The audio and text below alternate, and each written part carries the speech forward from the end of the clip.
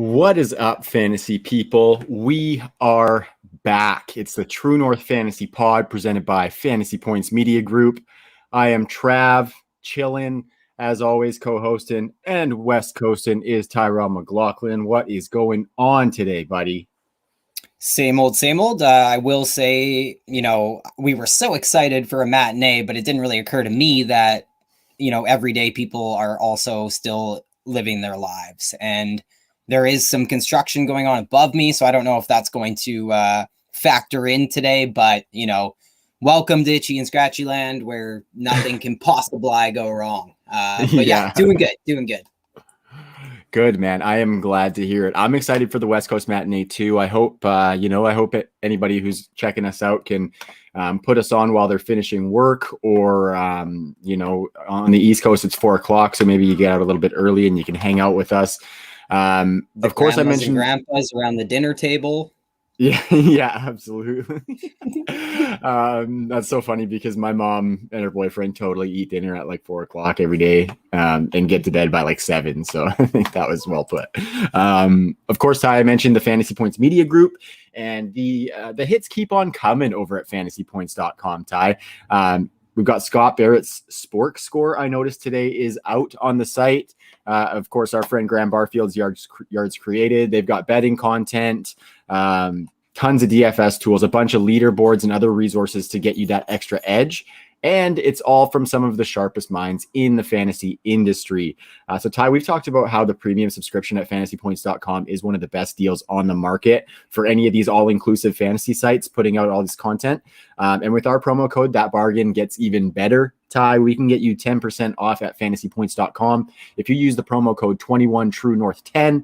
And that True North is all capitals. So 21TrueNorth10 at fantasypoints.com for 10% off. So make sure you go get signed up. Rookie drafts are starting right now, so it's a perfect time. And you can get really dialed in to smash those drafts and help your teams go to the next step, So we're really excited about the partnership. We'd love to see some signups too. So if anybody signs up with our promo code, send us a screenshot on Twitter. We'll show you some love.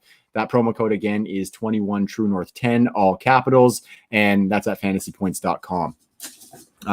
We said it, the West Coast Matinee, Ty. We are back for part 2 here. We covered a lot last night, and I had a hell of a time. Are you fired up to polish it off today or what? I am, yeah. And we're going to do pretty much the same thing, right? We're going to talk the majority of these rookies that we didn't get to cover yesterday. We're going to address their value, talk about the affected weapons already in those offenses, and we're going to be taking temperature of the teams as we go along because, the teams can't lie portion of the season, it's over. We have a pretty good idea of how these teams are going to look come the 2021 season, and now we just forge ahead waiting for training camps. And basically now we can identify everything in the context of range of outcomes, like I said yesterday. But that is important, right? We can really shift our focus and we don't have to offer as many caveats on some of these players as we get into these names here tonight. Mm-hmm. Today? Yeah. Yeah. This is already confusing. This is new territory for us, man. So let's just roll with it. I am, and I'm just going to fly right in. We're going to start with the Jets, Jets. Shout out to D. Beasy, who is, of course, Dan Bennett, the only Jets fan I know, Trav. The Jets had a pretty wild draft, kind of a Fleetwood Mac draft, I would say. They just went their own way. Because Zach Wilson wasn't even like the hopefully majority they break of the folks. chain. Yeah. Well, they did break one chain here. I'll get to in a second, but Zach Wilson definitely headlines this class. He wasn't most people's quarterback too, though. Definitely not when Justin Fields was lighting it up in the college football playoffs. They also traded up for Elijah Vera Tucker, an offensive lineman who is almost certainly a guard. And you just don't see that very often, but it marks, Trav, a breaking of the chain, if you will, because it's now back-to-back seasons where the Jets took an offensive lineman in the first round. And last year, Mekhi Becton ended a 14-year streak of the Jets ignoring their offensive line in round 1.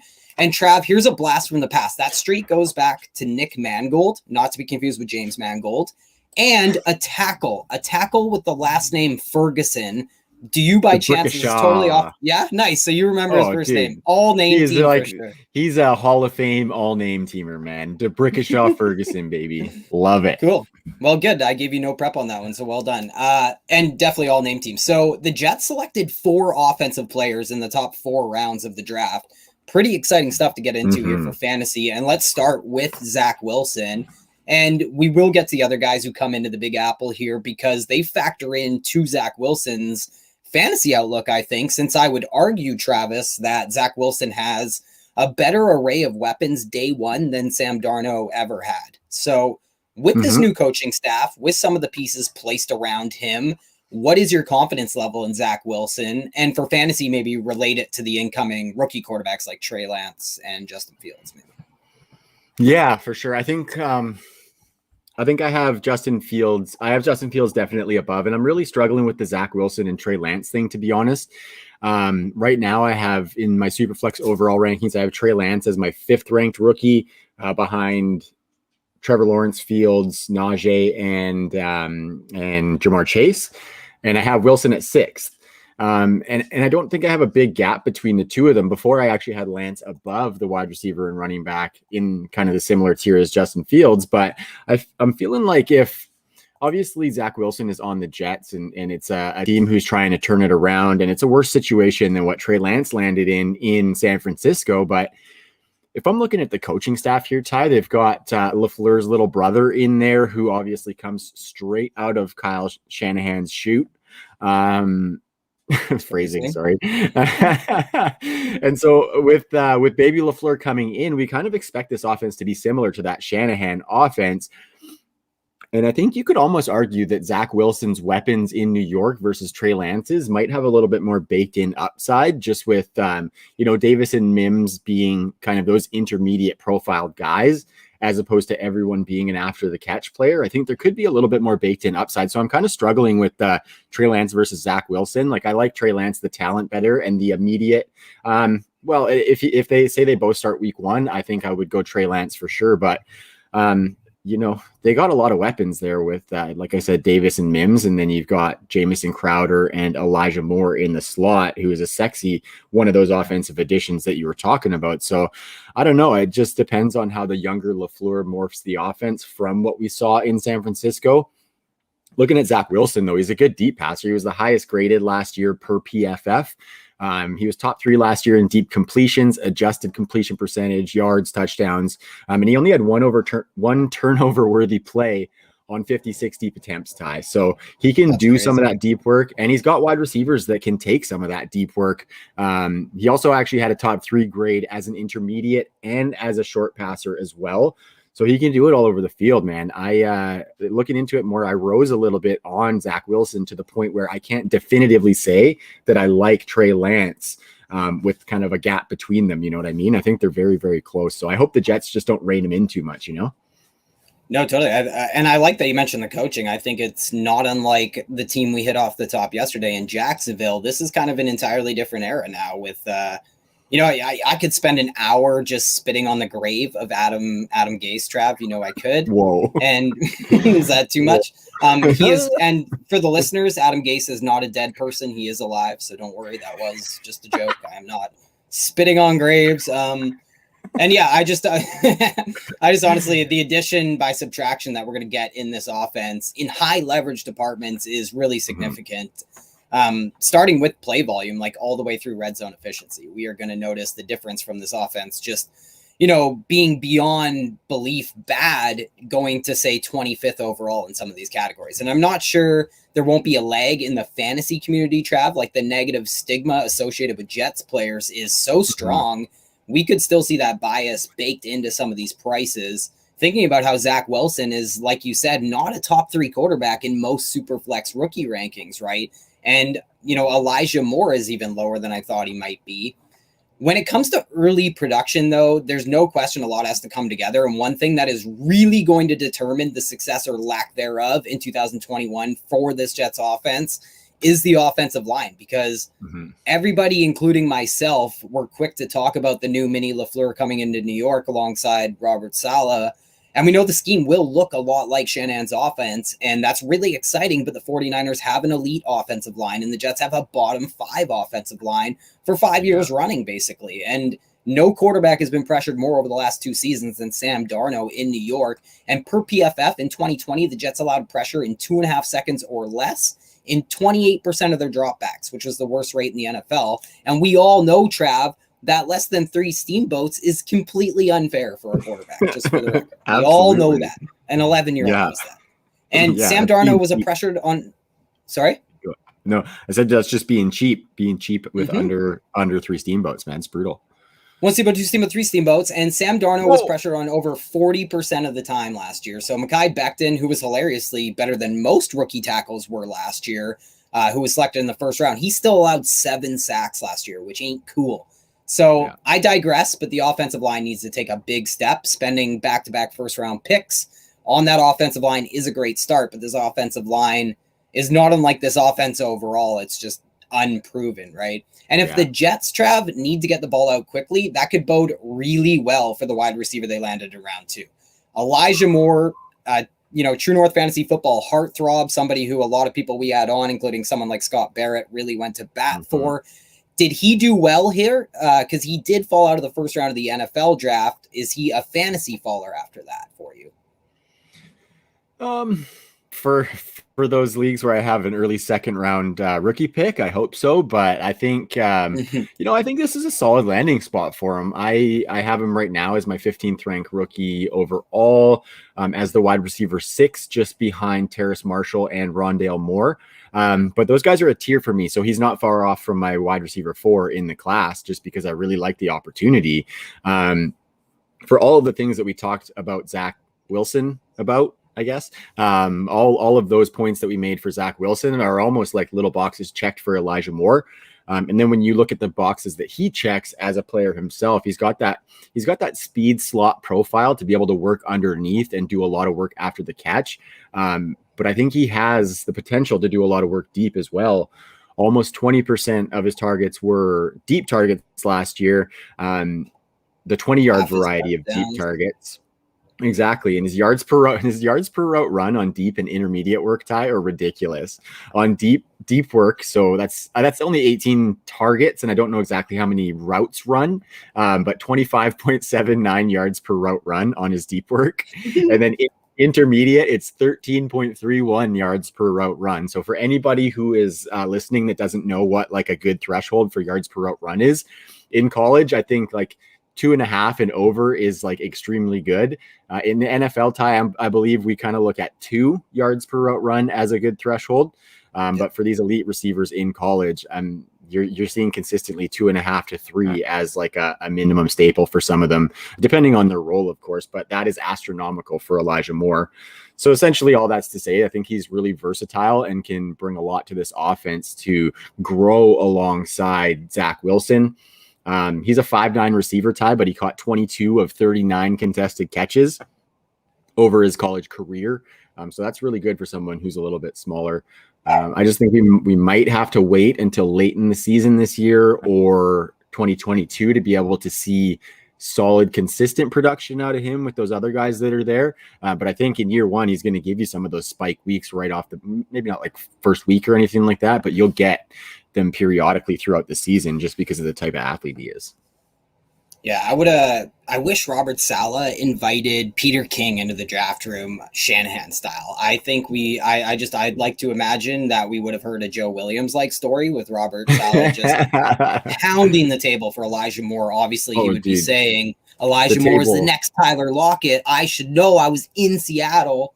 But yeah, jokes aside, that table would turn to dust, though, if Robert Saleh did it. That table would just evaporate because he's a beast.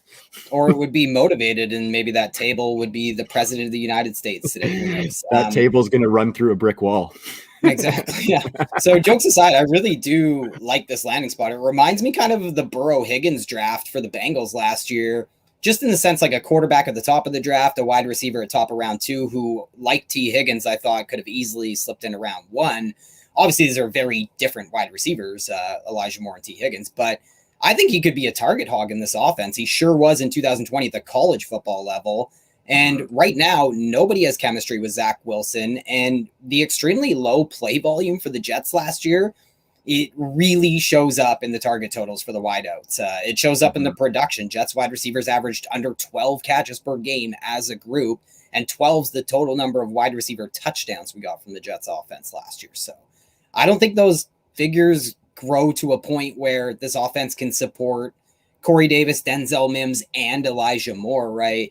To say nothing of Jamison Crowder or tight ends and running backs, or my poor boy Keelan Cole.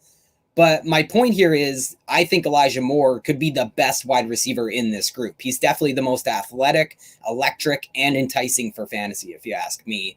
I actually want to ask you, what do you think about Jamison Crowder? Do you think he could be a cut candidate, or how do you see this pecking order shaken out?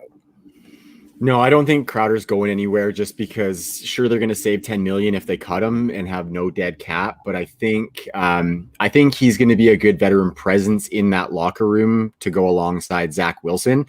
So I think he's going to stay. They don't need the cap. They got about 25 million left in cap space right now. So they're in good shape. And like I said, Crowder's been in with the Jets for a little bit, and then he's got a rookie quarterback coming in. So I think he can be some of that veteran leadership in the wide receiver room and for Zach Wilson. As far as the pecking order, I think it's probably going to be, it's so uncertain, right? It could go, I could say any of these guys could be the leading target getters for this team. And I don't think anybody would necessarily think I was out of this world for saying so. You know what I mean? I think, like I said, Elijah Moore is going to probably be a little bit slow played just because they just paid Corey Davis. They want him to be probably their number one wide receiver with Mims on the outside. And I think Crowder probably gets the first nod in the slot. So as far as like the percentage of the team targets, I'm not ready to put a number on it really. But I would say it probably goes Corey Davis, and then annoyingly probably Jamison Crowder second, with Denzel Mims being kind of the third fiddle and the guy who can give you some of that red zone upside as well. So I think there's a little bit of upside here and there, but we really got to see what the volume is going to look like to know if we want a piece of that upside, right? Mm-hmm. And I think there is upside here, especially in Dynasty. It's easy, right? Because, like, for context, I have him ranked as a wide receiver 3 in Dynasty, Elijah Moore, ahead of guys like Laviska Shenault, Tyler Boyd, guys who have slipped a little bit in my rankings. Actually, I have Elijah Moore, Trav, ranked suspiciously close to Tyler Lockett. Ooh, wow. Now, I really do think he's the next coming of Tyler Lockett, who could actually handle more volume than a Tyler Lockett. Now in redraft, because of some of that stuff you laid out, especially the Jamison Crowder, if he sticks around, he's in the slot, we have to exercise way more caution in redraft for sure. Yeah. I have him ranked outside my top 50 wide receiver and best ball ranks because of that, 12th, 13th, 14th round range, somewhere in there. But I have him ranked directly above Denzel Mims. So I think there's even upside in the short term. And if people think Denzel Mims is a tough nut to crack, Trav, let's just go right into the running game for the Jets too, because they did draft a running back just later than some expected him to go, and later than a lot of people expected the Jets to dip their toe into that running back pool. But this guy is also somewhat of a fantasy darling, and some really accurate guys like Jake Seeley were really high on this kid. So Michael Carter, I think instinctively, because of the opportunity, famous fantasy gamers, they're going to consider him a riser post NFL draft for rookie ranks. He did drop in the draft though, and after being infuriated by Tevin Coleman for many years under Kyle Shanahan, Trav, I worry the same thing might be set to unfold in 2021 in the Big Apple. So where do you land on Michael Carter? Is he a riser or faller in your ranks? And what do you see his usage looking like? Yeah, it's I think he's got to be a riser for me. He definitely does, because the situation he went into has a clearer path than some other ones for him to get work. I don't think anyone was profiling him really as a 3-down back coming into the league to be able to take over, the main role for a running game. But he definitely profiled as that pass catcher. And I think landing with the Jets gives him the path to some of those carries that he may not have gotten if he was drafted to be that scat back pass catcher. So I think it's a good landing spot for him for sure. I mean, LaMichael Pirine and Tevin Coleman are his only real competition. We love this system for running backs. I think it's easy to be kind of grossed out by that 4th round draft pick that they spent on him, as opposed to say if he was drafted in the 2nd round. But I think that's just kind of how the draft went, because if you look There was a lot of other deep positions, and obviously Javonte Williams went early in the second. He was the only second-round running back taken. Michael Carter was the next one taken, and it was 53 picks later. So there was a huge gap in the, and really quick, in the running backs. I think that's a great vote of confidence for Elijah Moore, the fact that they went out and got him there instead of somebody like one of those running backs that they could have, like a Javonte Williams, where they could have drafted him instead of that.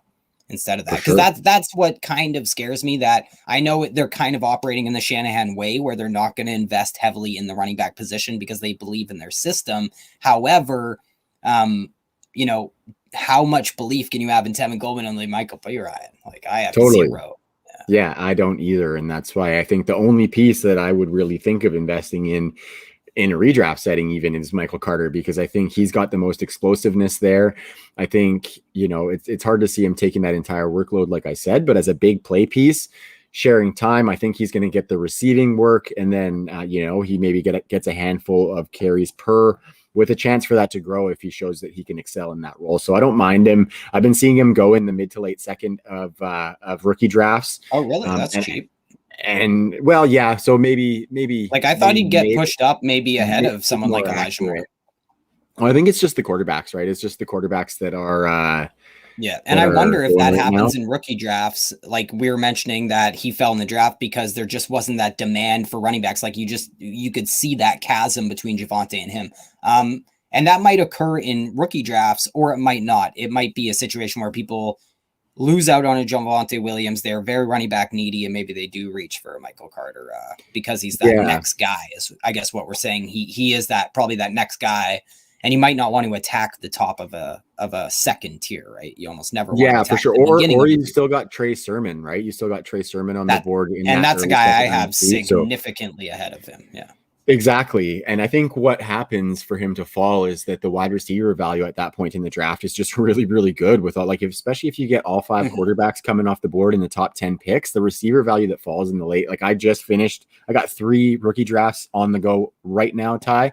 I just took Rondale at the 201 in a draft where I went Trevor Lawrence at the 101. So that's a nice little retool for my team. And Rondale was there. Elijah Moore was there. Rashad Bateman was there at 201. Terrace Marshall. So, I mean, the wide receiver value there is what's pushing Trey Sermon and Michael Carter back into the mid second round. Whereas in some drafts, because of their position being running back and being a little bit more sought after, they might be going high in the second. So, and on a fantasy roster, I don't think Michael Carter is going to be more than a 4 or a 5 on your team, just with some upside to give you some of those big weeks, right? And I think you're right. In this scheme in particular, as opposed to the majority of other non-outside zone run schemes, he has that potential to see over double-digit carries per game. He can handle that, just like we saw Raheem Mostert do. So, this is definitely best case scenario landing in the outside zone scheme. I would point to the offensive line again, though. This is where we really need to apply caution comparing the 49ers to the Jets, right? Because I mentioned the pass blocking. The run blocking wasn't much better either. They averaged just 1.1 yards before contact per carry in 2020. Third worst in football for the Jets. That almost moves the Michael Pirine up a notch in my books, despite that 3.9 yards per touch. That would put him at notch 1, of course. In redraft, I like him a lot, though, as a 0 RB candidate, like you were getting at. He is that RB3 with upside. And in best ball, I actually already have a lot of them, but I do think there's risk of him not seeing the field right away. And you don't want to be taking zeros from him for half the season, especially in favor of my 0 shares of Tevin Coleman or Michael Pirine. In Dynasty, I honestly, Trav, though, this is where I have the issue. I don't have him much higher in Dynasty than I do in redraft because maybe closer to that top 24 running back mark as opposed to that running back 36 plateau. But yeah, we were mentioning, I have Trey Sermon significantly ahead of him. I have guys like David Montgomery, Kareem Hunt ahead of him. And I just think it's hard to push him ahead of guys like that, even though I recognize that I do want shares of this guy. What I also want to do, Trav, is I want to do freaking projections, and I'm going to need a Jolt Cola so I can stay up all night and try and wrap my head around, kids are still drinking that, right? And wrap my head around this target distribution. I think this target distribution is hard to figure out because we've talked about a handful of wide receivers, a trio of running backs. We mentioned 0 tight ends. Sorry, Will, but Chris Herndon is a post Gase. He's a post Adam Gase human being. We have to keep that in mind for Herndon. Ryan Griffin is there. They also brought in Kenny Uboa as a UDFA. And, Braxton all of Berrios. This hinges. Yeah, thank you. I gave Will 1. I'm not giving him 2. Yeah. And this all hinges on Zach Wilson, on his tendencies. So there's still a lot to get into, I think, but I am very high on Elijah Moore, lukewarm Zach Wilson, maybe lower than I thought I would be on Michael Carter or on the rookie running back who landed in the Jet system. Yeah. Maybe that's my little hang up. But yeah, we're definitely more excited for this offense than we ever have been in recent years. And it's going to be a really interesting battle to watch in training camps for this backfield. Trav, another training camp battle that I think might emerge could be in Mile High, because the Broncos traded up with the Falcons to draft Michael Carter's teammate, Javonte Williams. He went with the pick folks like myself mocked him at, but not to the Falcons, right? He went to which I think the Falcons were a more ready-made situation for a running back as opposed to Javonte Williams going to Denver. So with the landing spot, does he move up or down for you? And do you think, who wins out in 2021 between Javonte and Melvin Gordon in Denver? Yeah, I think for me, this was a good spot for Javonte. First off, I think we were talking about it there. The NFL cemented that there was a big teardrop between him and the rest of the running backs. And if we look at the situation for him, sorry, I know I'm getting to where I'll answer your question in just a sec, but I'm just on a path here. The O-line for him in Denver is pretty good. They've been a good run blocking unit the past couple of seasons. They just lost Juwan James to a shoulder or an Achilles. And now he's being used as a pawn in an extremely convoluted debate centered around workout policies, pitting the Players Association against the NFL. But that is just a mess. Yeah. And besides the point. Yeah, and then you look at the pass catching weapons, and they have a lot of dynamic pass catchers there to take the defense's attention. The long-term quarterback is not in the building yet. We know that, but I think that kind of lends more to the run game anyway, which would be great for Javonte Williams. In the rushing volume going up means that he has more that he can take from Melvin Gordon, essentially. But I think I am tempering my 2021 expectations just because I think Mel G, the forgotten Spice Girl, of course, Mel G, his presence Spice? There. No, that's Mel. That's like, I don't know. I'll have the one I literally can't remember. Yeah. Touche. Yeah. Scary Spice or something.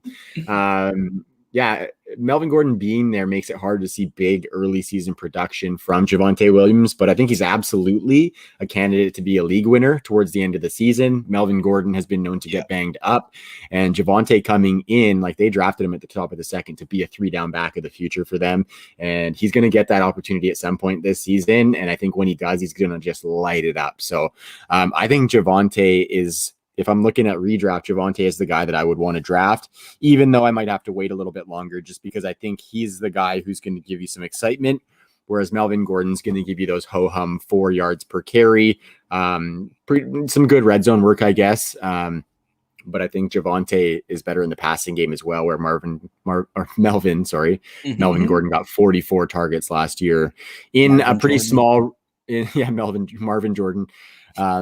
It's a pretty small running back target pie here. They only gave 72 targets to the running backs overall last year. And who are you taking them from if you give them to that running back position too, right? Yeah. Because, that's one thing we're going to hear is how good of a pass protector Javonte is. But I do worry that the receiving work is really the X factor here. I totally agree with how you phrase that too. Like I was going to phrase it like, I don't know. I have these guys ranked really close in redraft to one another, Melvin Gordon and Javonte. But when you're on the clock in, say, the 6th round, you're going to have very little interest in Melvin Gordon. Whereas, I do want shares of Javonte because young Javonte is the back who can experience that high variance and have that blow up season for a fantasy owner. Like you alluded to, it just might come later on in the season, like we see with these rookies sometimes. Whereas the variance that Melvin Gordon is most likely to see is that he's too old in running back years all of a sudden. It just came out of nowhere. But I guess the reason I'm still hesitant with Javonte, Trav, or at least like hear my plight out or internal struggle and let me know what you think here. Because Number one, the Broncos are in line for a serious bounce back on defense, led by their defensive head coach and numerous high-end additions through free agency, the draft, and opt-out returnees. They have a really strong offensive line on paper, like we alluded to, even minus Juwan. And it's one of the best coached offensive lines with Mike Munchak there too. So I have a lot of faith in him being able to put those pieces together. And this is all great news for the running game. On the other side, Denver could be trailing in a lot of games. And this offense has, like you mentioned right off the top, some serious weapons in the passing game. And I'm not sure there's a ton of pass catching upside for the running back position in Denver. And I'm not sure Javonte Williams will hit the ground running as a receiver. Literally no pun intended there. I don't think he'll hit the ground running as a receiver. So yeah, that's my problem. But there's also this third little thing in the back of my brain. What if Aaron Rodgers is the quarterback, Tyrell? So I just don't know what to do with this offense, and Javonte is the lead back in this offense. So yeah, like I think that's interesting. Oh yeah, I think so too. You just got to be ready to take a couple lumps early in the season, because Melvin Gordon is not cuttable. They would take on like $4.5 million in dead cap if they were to cut Melvin Gordon, which isn't a huge factor. But I think if they cut him or got rid of him somehow, they're going to be a little thin on the depth chart behind. Sorry, I'm not trying to dog thuggish, ruggish Mike Boone whatsoever, but I think they would probably still like to have another piece that can take on a decent workload that we just haven't seen from Mike Boone, unfortunately. Ty, I was very interested in the Aaron Rodgers take that you had there, because I just wanted to point out that their moves right now point to them thinking that they have a bead on one of these quarterbacks. I'm thinking Aaron Rodgers and potentially Deshaun Watson if that legal stuff were to clear up. Doesn't look like that's going to happen anytime soon, so buckle up, folks. But yeah, you're right. Like namely passing on Justin Fields, for crying out loud, showed me that I was just going to say that we're going to be watching that forever if they don't land Aaron Rodgers or Deshaun Watson. Yeah. And so I think they're resigned to go with Teddy Bridgewater if they can't land one of those guys, or Drew Lock, of course. Yeah, I think they do. Drew Lock. Yeah, you think so? I think Teddy might beat him out just because they acquired him. Yeah, but and I get that Shermer and Shermer knows Teddy's system, Teddy knows Shermer's system, but I just think, like, why would you not give Drew Lock one more chance, kick at the can, But maybe you're right, because they do have a defense that is so strong that it could literally like borderline adequate quarterback play could get this team back into the playoffs in Denver, in my opinion. But Cortland Sutton, Jerry Jeudy, Noah Fant, KJ Hamler, Tim Patrick, AOK, Javonte, Melvin Gordon, anyone else I forgot, did not forget Bayshon. All are very much hoping that Drew Lock or Teddy are not the quarterback. All those guys. Yeah. And they also brought in Seth Williams. Did I not mention Tim Patrick there too? Probably forgot him. Yeah, you always forget Tim Patrick, poor guy. Which is ironic. I was the only guy talking about him last year on the spot. Yeah, I think Teddy just raises the floor a little bit for the offense, but lowers the ceiling, and Drew Lock makes the range of outcomes way wider because he'll take more risks than Teddy Bridgewater will. But it's going to be an interesting one to monitor for sure. And if they acquire one of those quarterbacks, holy shit, this could be a Super Bowl contender right away, dude. A la the Peyton Manning acquisition from John Elway. And there would be so many parallels to draw between Peyton Manning being like the oldest guy to do some of the crazy things he did from a fantasy perspective, and Aaron Rodgers literally turning the same age as he was during that historic 2013 season. So yeah, it's too good to not happen. Let's go. Yeah, 100%, Ty. So I'm going to lead us here into a group of second-round receivers that we saw go in the draft. And the first one is going to be the aforementioned Rondale Moore landing in Arizona at the top of the second round, I believe it was. Sorry, I totally just drew a blank there. But Rondale goes there, and I really liked the landing spot. I saw a little bit of varying opinions on whether some people liked this one. I think you may have been a little bit hesitant on it when it first happened. But I really like it, Ty. So, like, I'm curious, does your opinion on it make him maybe drop in your ranks? Does he stay lateral, or do you think even with you maybe being a bit hesitant on the landing spot, he could still have rised a little bit in your rankings based on maybe just some of the other landing spots we were to see? What's your take on on Rondale and his outlook in Arizona.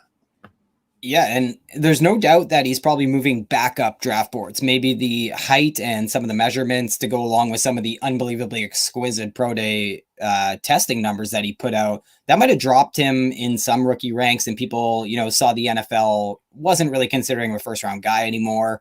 Like, it wasn't even in the conversation. So I think he's set to move back up draft boards. So kind of stagnant for me, and definitely I would consider myself a little bit lower, I guess, than the market, which is ironic because I came into this process just sky high on him. And he's really a guy I'm struggling with. Like, I love Rondale Moore. He averaged over 100 yards receiving per game in his college football career, which puts him in rarefied air alongside names like Mike Evans and Sammy Watkins. And only Davante Adams averaged more catches per game than Rondale Moore. He averaged almost 9 catches per game as a Boilermaker, and Rondale accounted for almost 30% of his team's receiving yards when healthy at Purdue. So this guy was unbelievably productive, but most of this production goes, all the way back to 2018. And Trav, think of where you were at the tender age of 18 years old. Like, just imagine what you were doing. Rondale Moore was putting up almost getting ready to be an NFL player. Yeah, you were not putting up 1,500 yards from scrimmage, scoring 14 times as an 18-year-old in the Big Ten. It was truly one of the best true freshman seasons we've ever seen. And Rondale led the nation in catches that year as an 18-year-old. It was just insane. And yeah, it was a crazy array of weaponry he put on display. Like, he had over 1,000 yards receiving, put up a bunch of rushing production, and he was second in the nation in return yards off kickoff. So just a total electric Swiss Army knife, this kid, who was impossible to tackle in open space too. He forced 37 missed tackles that season in 2018, which is more than the majority of wide receivers in this class broke in their entire careers. It's just crazy. Unfortunately, Trav, after that 2018 season, Rondale Moore proceeded to finish just 6 of the next 18 games over the past 2 seasons. So while Arizona is adding an absolute weapon, Rondale Moore is also a big injury risk, and he's a guy who could miss multiple games with small ailments. And then getting to your question, the reason that I'm not rising him is the height. Like, there's that height concern as well, right? And he is literally below the threshold of height, which is the story of my life. But since the year 2000,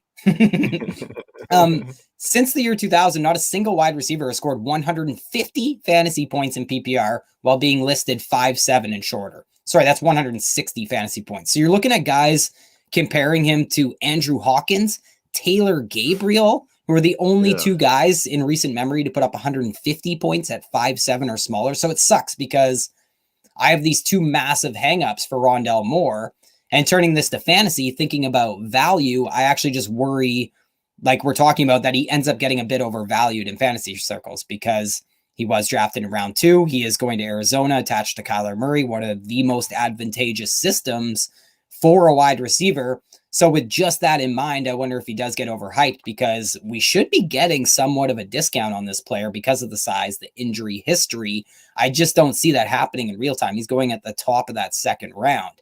Additionally, the landing spot is interesting. I imagined Rondale Moore getting used kind of like DJ Moore was in his rookie and sophomore seasons, right? A la Golden Tate or something. But if you listen to me this offseason talking about a big name wide receiver possibly landing in Arizona during the draft, I was saying Cliff Kingsbury is chasing that explosive element out of the slot. His offense craves that vertical slot component. And I think Rondale Moore is being drafted to be that guy. And I just wonder if that comes at the expense of manufactured touches, or even, him not running these zero routes and stuff that I want to see him running.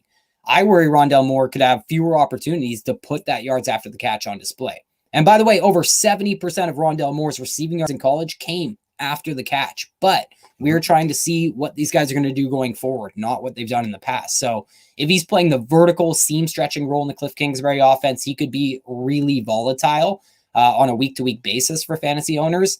And I think there's even some trickle-down effect here, right? Like, I would really like to have this answer as I draft my fantasy teams, because I think the way Rondale Moore gets used, it's going to dictate how others get used, because you can get Chase Edmonds doing some of that low average depth of target stuff. Christian Kirk was used very differently in 2020. Does he just go back to his role that we saw through the first 2 seasons of his career? So I'm kind of struggling with this entire Cardinals offense. For fantasy, I think Chase Edmonds, like maybe is somebody I'm still interested in. You know, we all know James Conner has durability concerns. I think, you know, Edmonds is a great 0 RB target. He's not free by any means. Rondale Moore himself, like I said, he could be very up and down, and he is pretty raw and hasn't played much football in recent years, to be honest. He could also get hurt. So he's a really tough sell in best ball, you know what I mean? And in Dynasty, where I'm definitely most interested in him, I worry his price is just going to get driven up too high, which is too bad because I do love the football player that is Rondale. Yeah. I think I don't think he's going to only be doing vertical stuff out of the slot. You know what I mean? Like, I think he's going to be working some of the underneath stuff. I think they're going to want him to be doing some pre-snap motion and stuff, especially if he's like, that's what I said about Andy Isabella. For sure. Absolutely. And I think, you know, we've already committed to the fact that he's a whiff. You know, yeah, but he was a 4-3 guy who was brought into there, and we were like, okay, he's gonna get these zero routes, these quick slants. But he didn't even get used at all. Like he didn't even and he get couldn't a even get the field. Couldn't even get on the field. So and that's my point, Trav. I think this might be a disconnect between Kime and do Cliff. it again, though. You know, I think he's going to try and do it again with a bit of a different player. You know, and I guess what I would offer is I would love to try and dig in deeper and find out who made that decision with Andy Isabella, because I would argue it was obviously Steve Kime, and you know, Cliff Kingsbury just didn't have he just didn't want to use him. And I worry the same could be true with Rondale Moore. I also worry a little bit about like the attitude and stuff. If he's just a little banged up and he's like, I'm not going, sorry coach, Cliff Kingsbury's just be like, fuck this dude. Like I can get anyone else to do this. Like, okay. For sure. I do think regardless of who made the decision on Andy Isabella, the perception, whatever it might be, whether it was Cliff or whether it was Kime, I don't think the organization wants that to happen twice. So I think Cliff Kingsbury probably had a hand in that, right? And I just want to say that Rondale Moore is exponentially better prospect than Andy Isabella and pretty different. I just think they were assumed to bring the same component, which is the yards after the catch, that electricity, get the ball in his hands kind of thing. And we're going to be saying the same thing, I think, about Rondale Moore. Or at least I think that we definitely have to consider that is a risk that is alongside the height and the injury worries.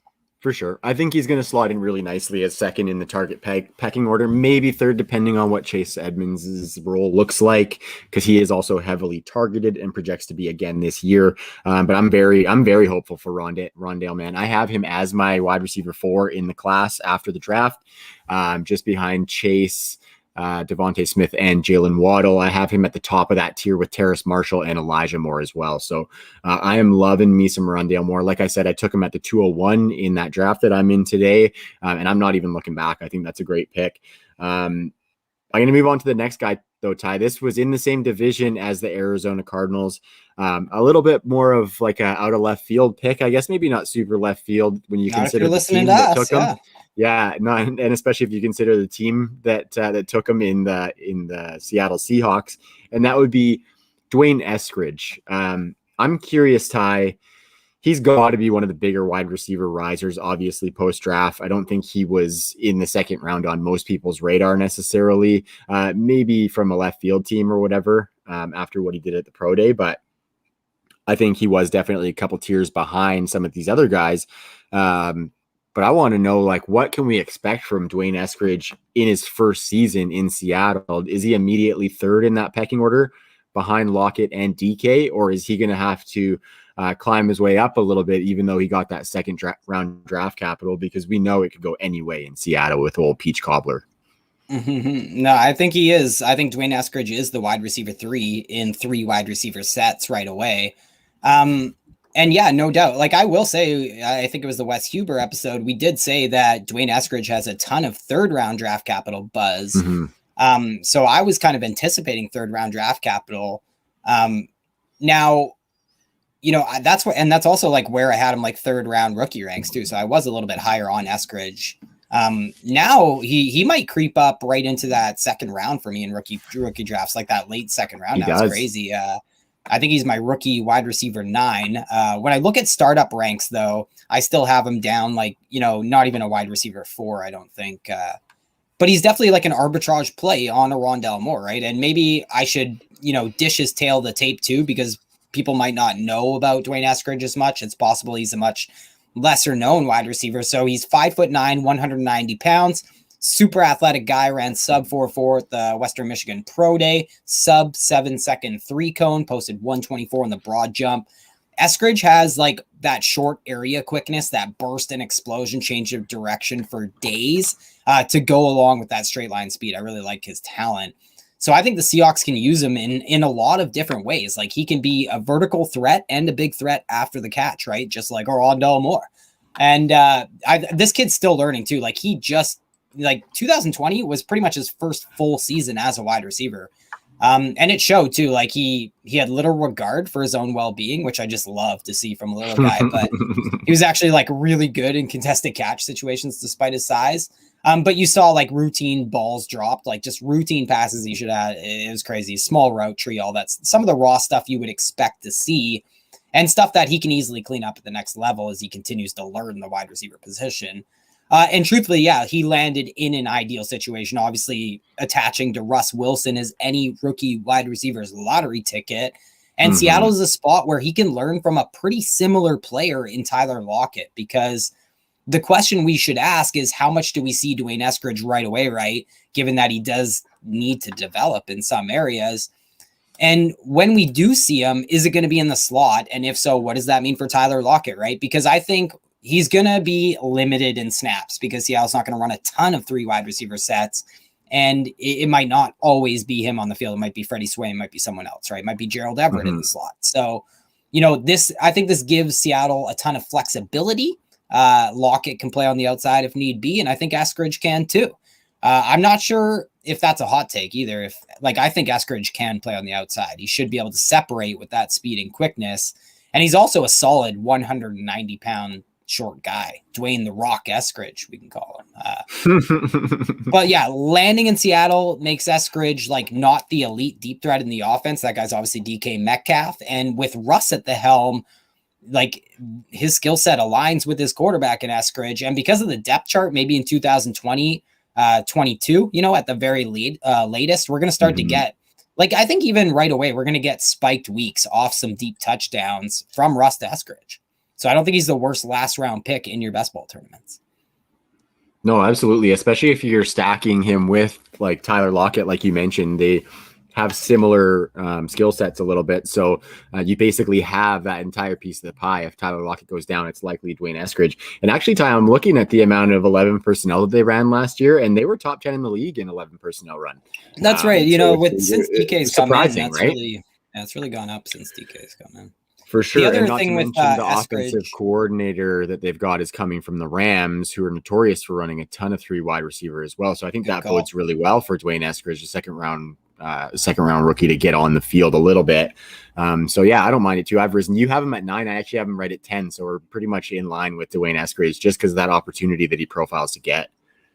And the only thing I'll say is they did draft him in a spot where they had a lot of offensive linemen on the board. I think that might be the only knock for some of the Seattle fans. And especially when you see a couple of the UDFA wide receivers they brought in, who I love. Tamorian Terry was somebody I was very interested in, 6'2", 207, ran a 4.44. Cade Johnson, also a small wide receiver who didn't play in 2020, but he was great in the Senior Bowl, super productive out of the slot at South Dakota State. And like he had back-to-back 1,200 yard seasons in 2018 and 2019. During his final season, Cade Johnson averaged an average depth of target of almost 11.5, while also posting 9.5 yards after the catch per reception. Oh my goodness. Which is just insane. So that's the dank right there. Yeah. And like this kid is on the very raw side, being a little guy from a smaller school, but I think Cade Johnson is a name to know, especially if you're a Seahawks fan.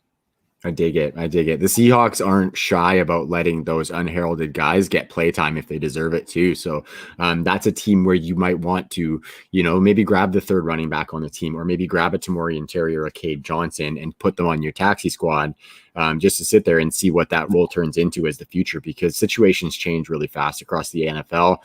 There was a lot of talk that Tyler Lockett might not even be back with the team coming into 2021, or maybe not a lot of talk, but there was some whispers at least that Tyler Lockett might be kind of on the decline in the way out in Seattle, but I hope not, because I love Tyler Lockett. Yeah, they're just thinking of every other game. They're just thinking of those 5-week spans where he goes away. Yeah, for sure. Yeah, he totally does too. But I still love him. Totally didn't realize off the top of this trio of wide receivers that all of them are from the NFC West. Moving into the Rams' inexplicable second round pick of Tutu Atwell. I think, Ty, this might be more of my claim to fame than my Mac Jones hit on that 15th overall pick to the Patriots, is that the night before I think we all mocked him to the Rams.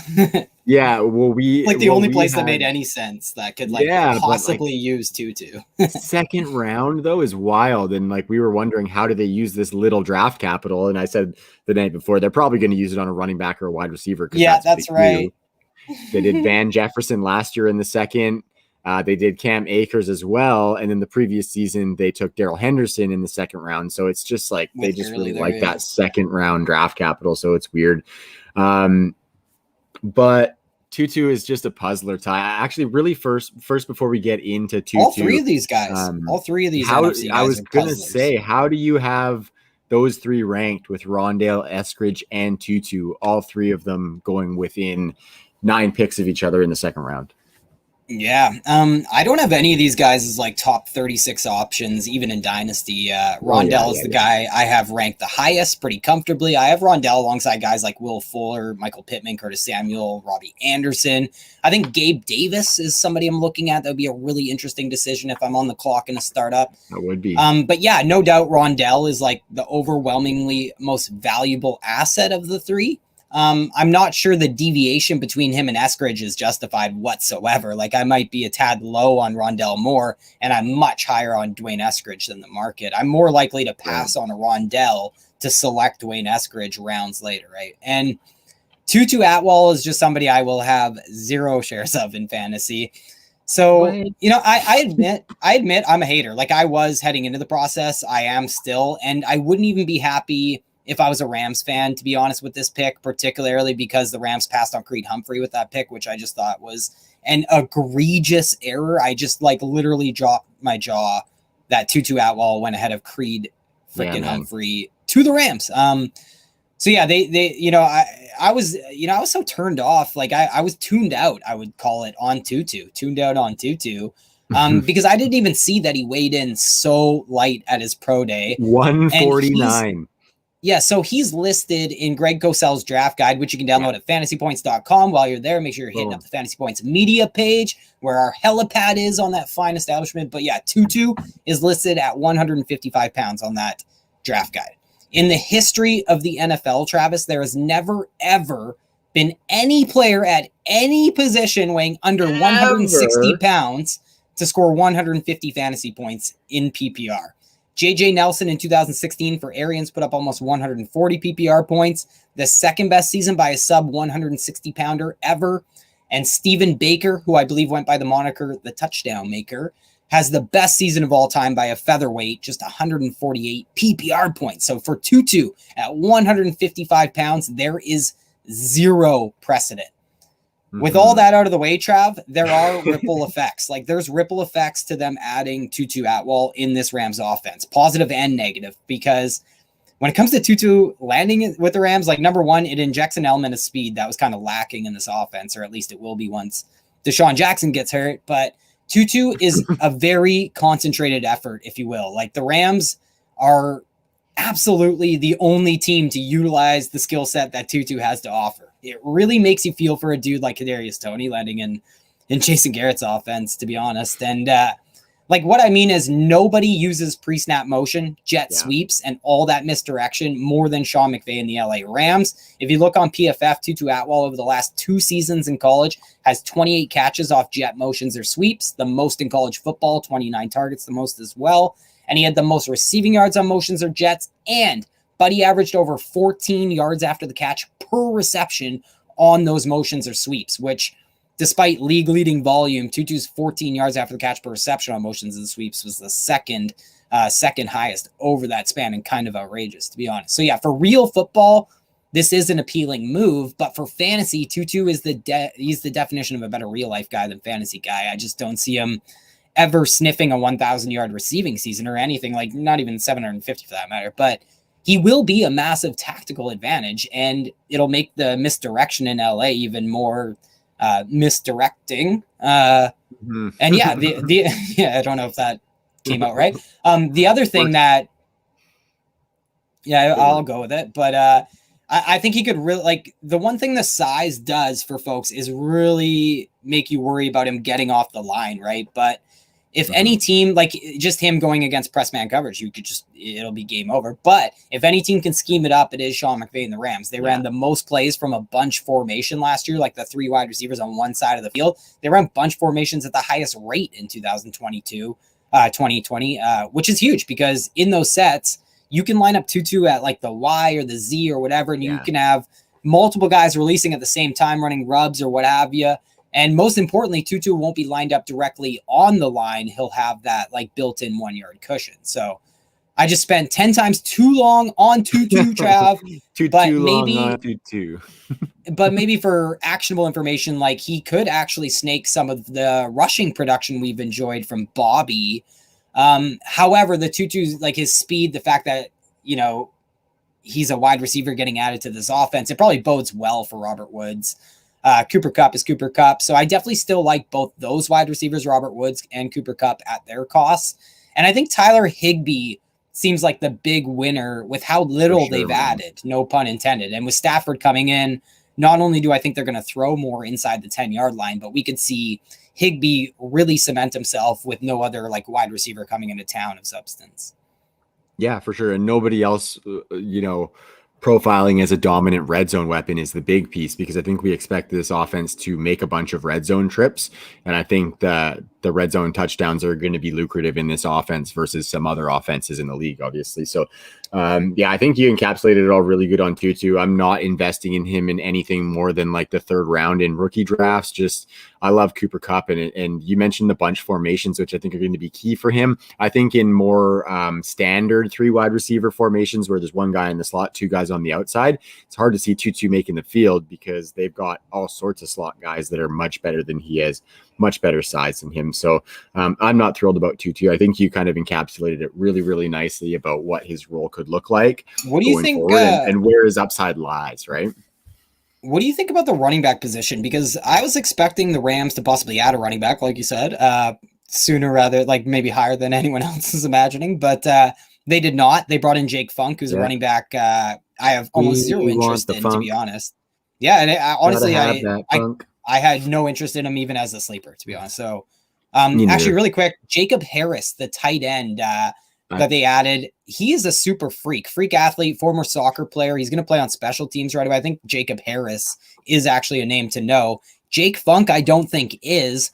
Does that make Darrell Henderson a really good option in like the 11th, 12th, 13th round of a fantasy draft? Well, that's what I was going to say, man. I think Darrell Henderson, because I'm clearly biased. I need to detach from that. I got Jacob Harris listed as a wide receiver, which I think also bodes well, Ty, just for the fact that he's 6'5", 219, and they don't have anybody else with that kind of size. Oh, he's a tight end. Really like he's brought in as he was signed as a tight end deal. Yeah. Oh, really? Well, either way, like I think an athletic tight end in the mold of like a what kind of soccer player is 6'5", 220? I don't know. Like, I'm not going up for a header against that guy. Yeah. So basically, he's a unicorn, is what he is, Ty. And just to kind of come back to oh my god, the next Sean McVay's got a Woody, that's for sure. To get back to the backfield really quick, I think a lot of people are just unfairly dirt napping Darrell Henderson. I know Cam Akers took over last season, and I have him ranked accordingly. I believe I have Cam Akers for redraft rank as like my running back 13, which is definitely a great finish for him. He's going to go earlier than that overall, buddy.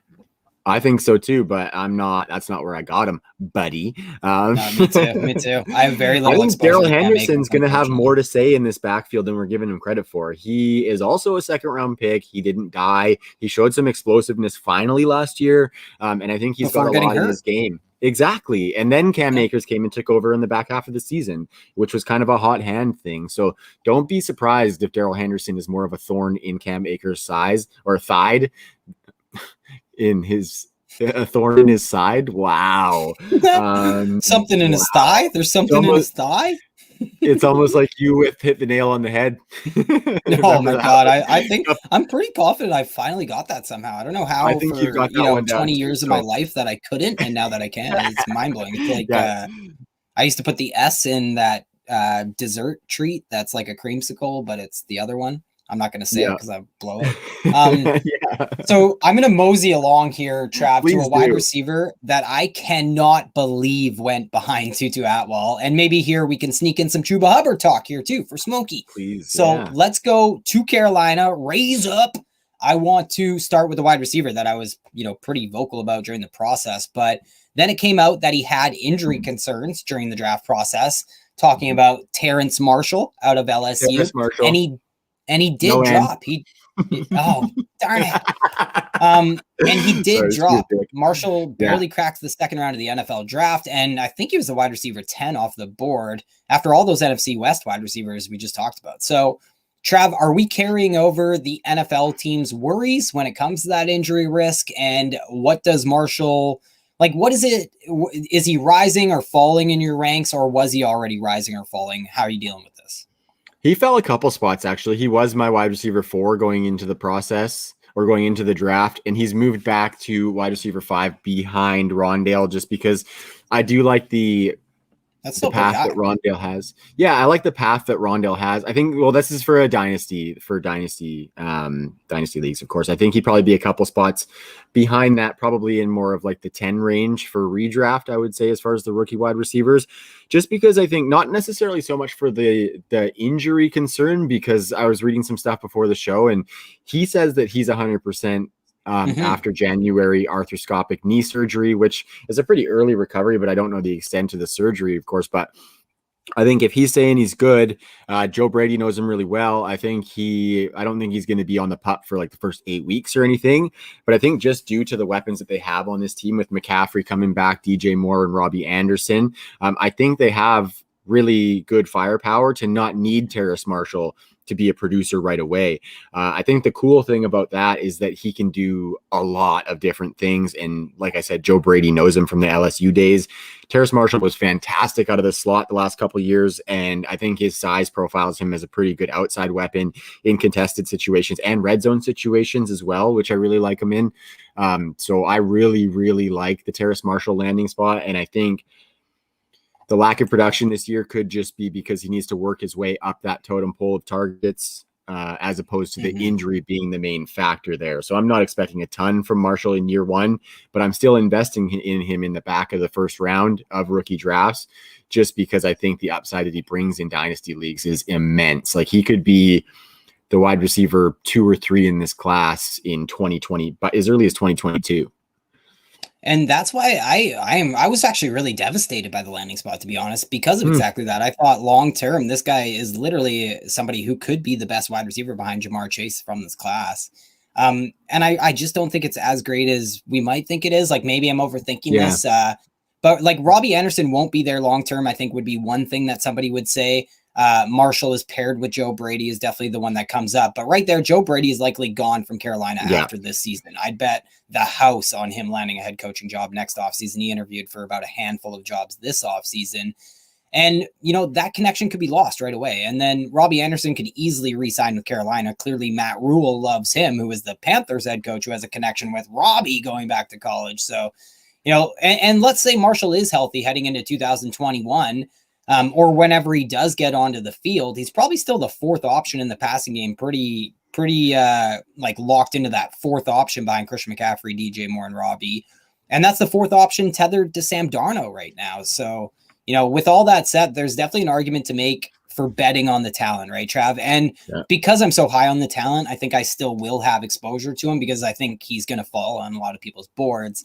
And I am a huge fan of this kid. I just hope we are getting a discount in fantasy drafts. Like I'll be above ECR on Marshall in rookie drafts and startups, but I do worry about issues in the short term and long term. Trav, feel free to weigh in on any of that. But I was wondering about the tight end position in Carolina too. They drafted an intriguing tight end in round 3, Tommy Tremble, out of tight end U, Notre Dame. I'm trembling.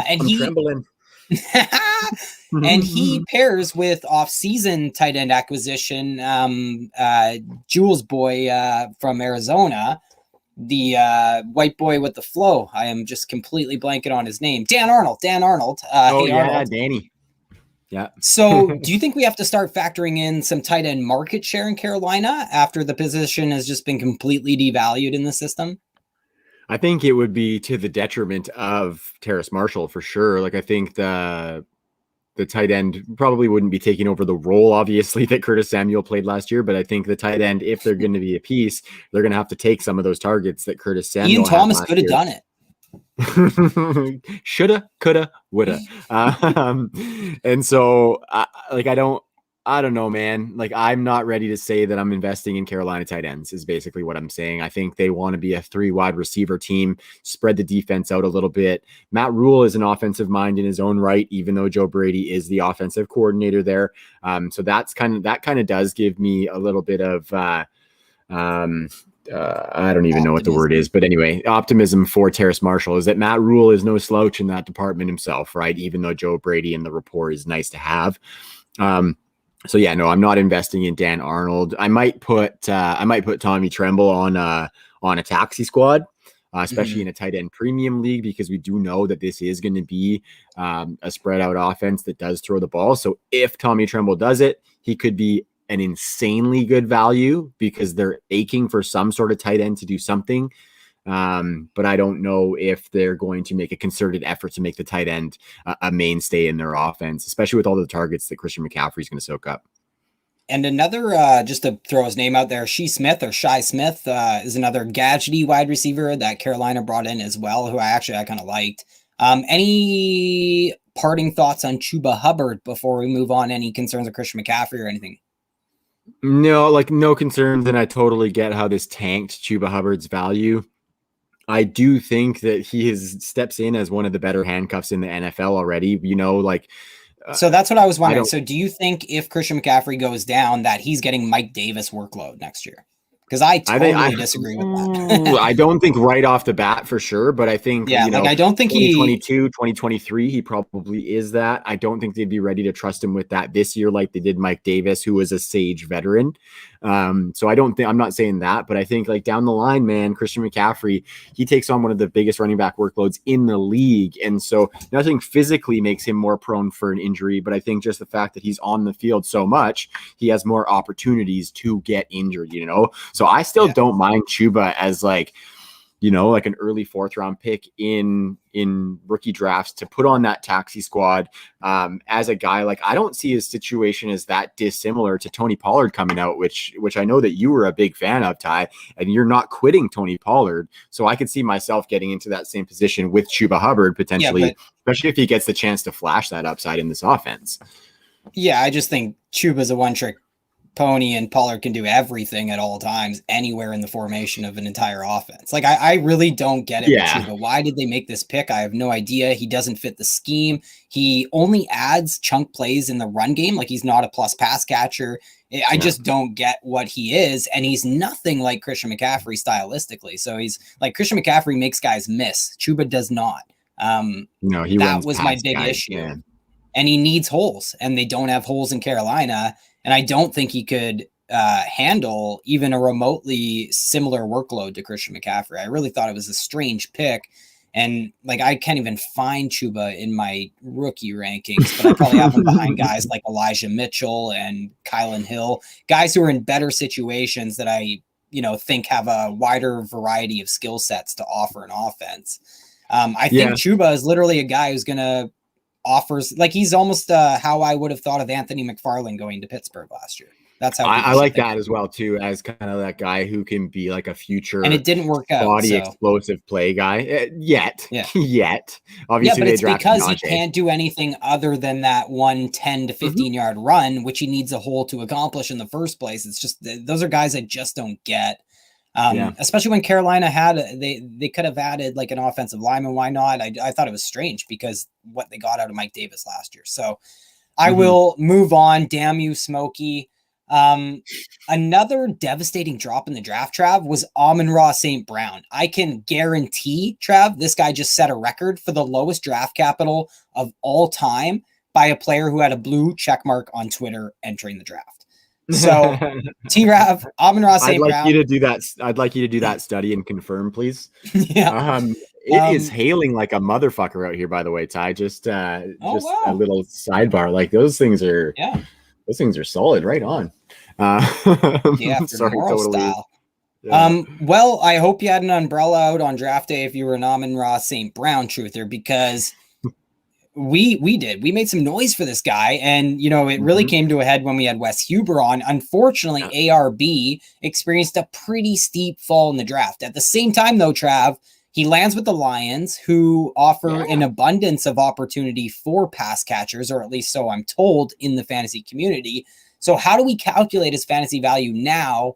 And do you think he offers upside beyond, volume driven? Because I don't think that's an argument to tie to for a 4th round wide receiver. You can't say that this guy's going to inherit a bunch of volume.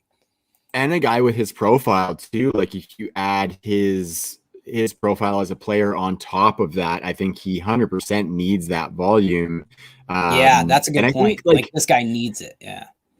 I don't think he's going to be getting by on a 17-yard average depth of target Moss and Fools, right? I think he's going to get by after the catch from the slot, soaking up 100+ targets and catching 80 of them. You know what I mean? I think that's best case Ontario for Amon-Ra, but I think there is a realm of possibility where that happens. They brought in Jared Goff. They didn't draft a quarterback, so Jared Goff's going to be their starter potentially for 2 seasons. And Amon-Ra did fall, but he fell to probably the most open depth chart, like you said. And so I've seen him go mid-second round in rookie drafts because people are buying into the fact that he's getting immediate volume. And I think it rings true, man. I have him in the second. Right around there, right? And I think he just fits so much better with Jared Goff than do Brashad Perriman and Tyrell Williams, who are deep outside receivers. And I don't know if Jared Goff can hit the deep outside necessarily. So I think Amon-Ra profiles to be like an inside crosser demon for these guys, do a little bit of work after the catch, with obviously TJ Hawkinson being tops in the pecking order there. But I think both TJ Hawkinson and Amon-Ra could have decent seasons relative to our expectations, just based on the way they fit with Jared Goff at quarterback. Yeah, holy shit! Should we be buying Brashad Perriman? This is insane. I think this landing spot is kind of. I know, totally. The Josh Reynolds arbitrage, right? Yeah, and I honestly am moving Brashad Perriman up after this podcast. Like if he's going drafted, or if he's going undrafted in best balls, he shouldn't be. I'll put it that way. Have I drafted him once in a best ball? Unfortunately not. And I've done like 60 already. So I got to start scooping him up if I want him. I do kind of want to play devil's advocate with this landing spot again, just like I did in the last guy, just because it is hashtag Tank Nation in Detroit. Team, it's pretty simple to me. This team is building slow. A new quarterback could come in at any time. And definitely a bigger name wide receiver who actually will command 100 targets is going to come in at some point, whether it's this year, next year, whatever, it's going to come in. So even if he was to have a volume driven season in his rookie year, it might actually just propel his value to an unfair spot. And that you mentioned it, TJ Hawkinson is there, right? I think he's the de facto lead target. And man, with Golladay and Marvin Jones gone, Hawkinson to score every touchdown in Motor City next year, if you ask me. And DeAndre Swift. And I was just going to say, I think this is very encouraging for DeAndre Swift's target share as well, which is something I was calling into question a little bit. And at least I think we could all agree will drive his RB1 or RB2 status. But honestly, I think this kind of sucks though, because I really liked ARB, and I am going to call him ARB instead of ASB because it's Amon-Ra Brown is like his real name, not Amon-Ra St. Brown. You say all four. Really? See, like if his dad, ARSB. I just don't get it though. Like his dad just made that up. Like he can't just put Saint in front. Like I'm not Tyrell St. McLaughlin just because I decided. No, but then Equanimous St. Brown's not even an acronym, boy. If you're doing that, Ty, and nor should he be. And nor does his play reflect somebody who deserves to have an acronym developed for them. But that's a valid point, sir. I will allow it. Fuck you. But yeah, my point is that like that draft capital that he got, it is frustrating because you're totally right about the volume. That like he needs the volume for him to be a lightning rod in fantasy, right? And I just don't think the Lions are going to be an offense I want to be tied to over the next couple of years at all. And we also just anticipated Amon-Ra would be an unsexy player to a degree anyways. Like I never expected him to come with high resale value, which is a fantasy thing. Like he profiles as a player who is more valuable on your roster than he is via trade. Whereas a guy I could argue or sell him right this second, or sell him right now while he's at peak value. But what are you going to get? Like a third? You know what I mean? Like you just can't trade a guy like Amon-Ra St. Brown. I never got that concept. So much opportunity, bro. So much opportunity. This is a great deal for you, bro. Even if he hits, like, is somebody going to give you a second if he has a volume-driven season and they draft like the number one wide receiver in the draft in 2021? Like, I just don't see the resale value there. Like, he's going to be more valuable at all times on your roster than he is in trade. Whereas a guy like Rondale Moore, I could argue, might be the complete opposite of that, right? Yeah. So I'm done on Detroit. Maybe we could have mentioned they added Sage Surratt as a UDFA, somebody I hate. They also added a running back who teams. Yeah, I forgot about Cephas. Yeah, and Detroit also added a running back who a lot of teams were interested in before his measurables came out. Jamar Jefferson out of Oregon State, a running back that is still getting drafted via DLF rookie ADP, which surprised me. But yeah, that's pretty much all I got on ASB or ARB or ASRB. Yeah, that's kind of all I got too. Like you said, Detroit's just not a sexy passing game for us to dig into, so it's just not one that we're gonna. So I want to go to a couple guys. We're gonna just rapid fire the rest of these guys as we go through the episode here. Dyami Brown, Trav. I don't know what to do with him because he is an exciting prospect, but he fell in the draft. Can you live with this draft capital? Do you like the landing spot? And do you think we get early production, or are we gonna have to wait on a guy like Dyami Brown? Yeah, I actually really liked, like, my first reaction. I don't know if you remember on the stream, Ty, but I was stoked about Dyami Brown's landing spot just for the fact that, it might be teetering on the brink of tanking just because I think some of that is tied to Ryan Fitzpatrick throwing up the YOLO balls, which I think Dyami Brown profiles really, really well at. So obviously Ryan Fitzpatrick's probably only a 1 year starter there, ideally for them. So I think that's where it kind of teeters on the edge, where it could tank if they were to get a more conservative quarterback eventually. But Curtis Samuel in the slot, Dyami on the outside with Terry McLaurin on the outside, moving around too. I think that's a really nice spot for him. And I think Dyami could be like a guy who gives you a couple of strong wide receiver 2 weeks here and there, just off some of the deep shots that he's going to get. And I think he profiles better as a contested catch player than some might realize, being that he's not 6'4", 225. You know what I mean? So I really like Dyami. I loved him going in, that. And I do like the landing spot because I think this offense is getting really ready to turn the corner. And I think the missing piece is a quarterback, but I think they've got a gap filler in Ryan Fitzpatrick who can make these guys ballers for fantasy football. So I really liked it for Dyami, man. I know you weren't too thrilled on it though. Well, I think you hit the nail on the head there. Bing.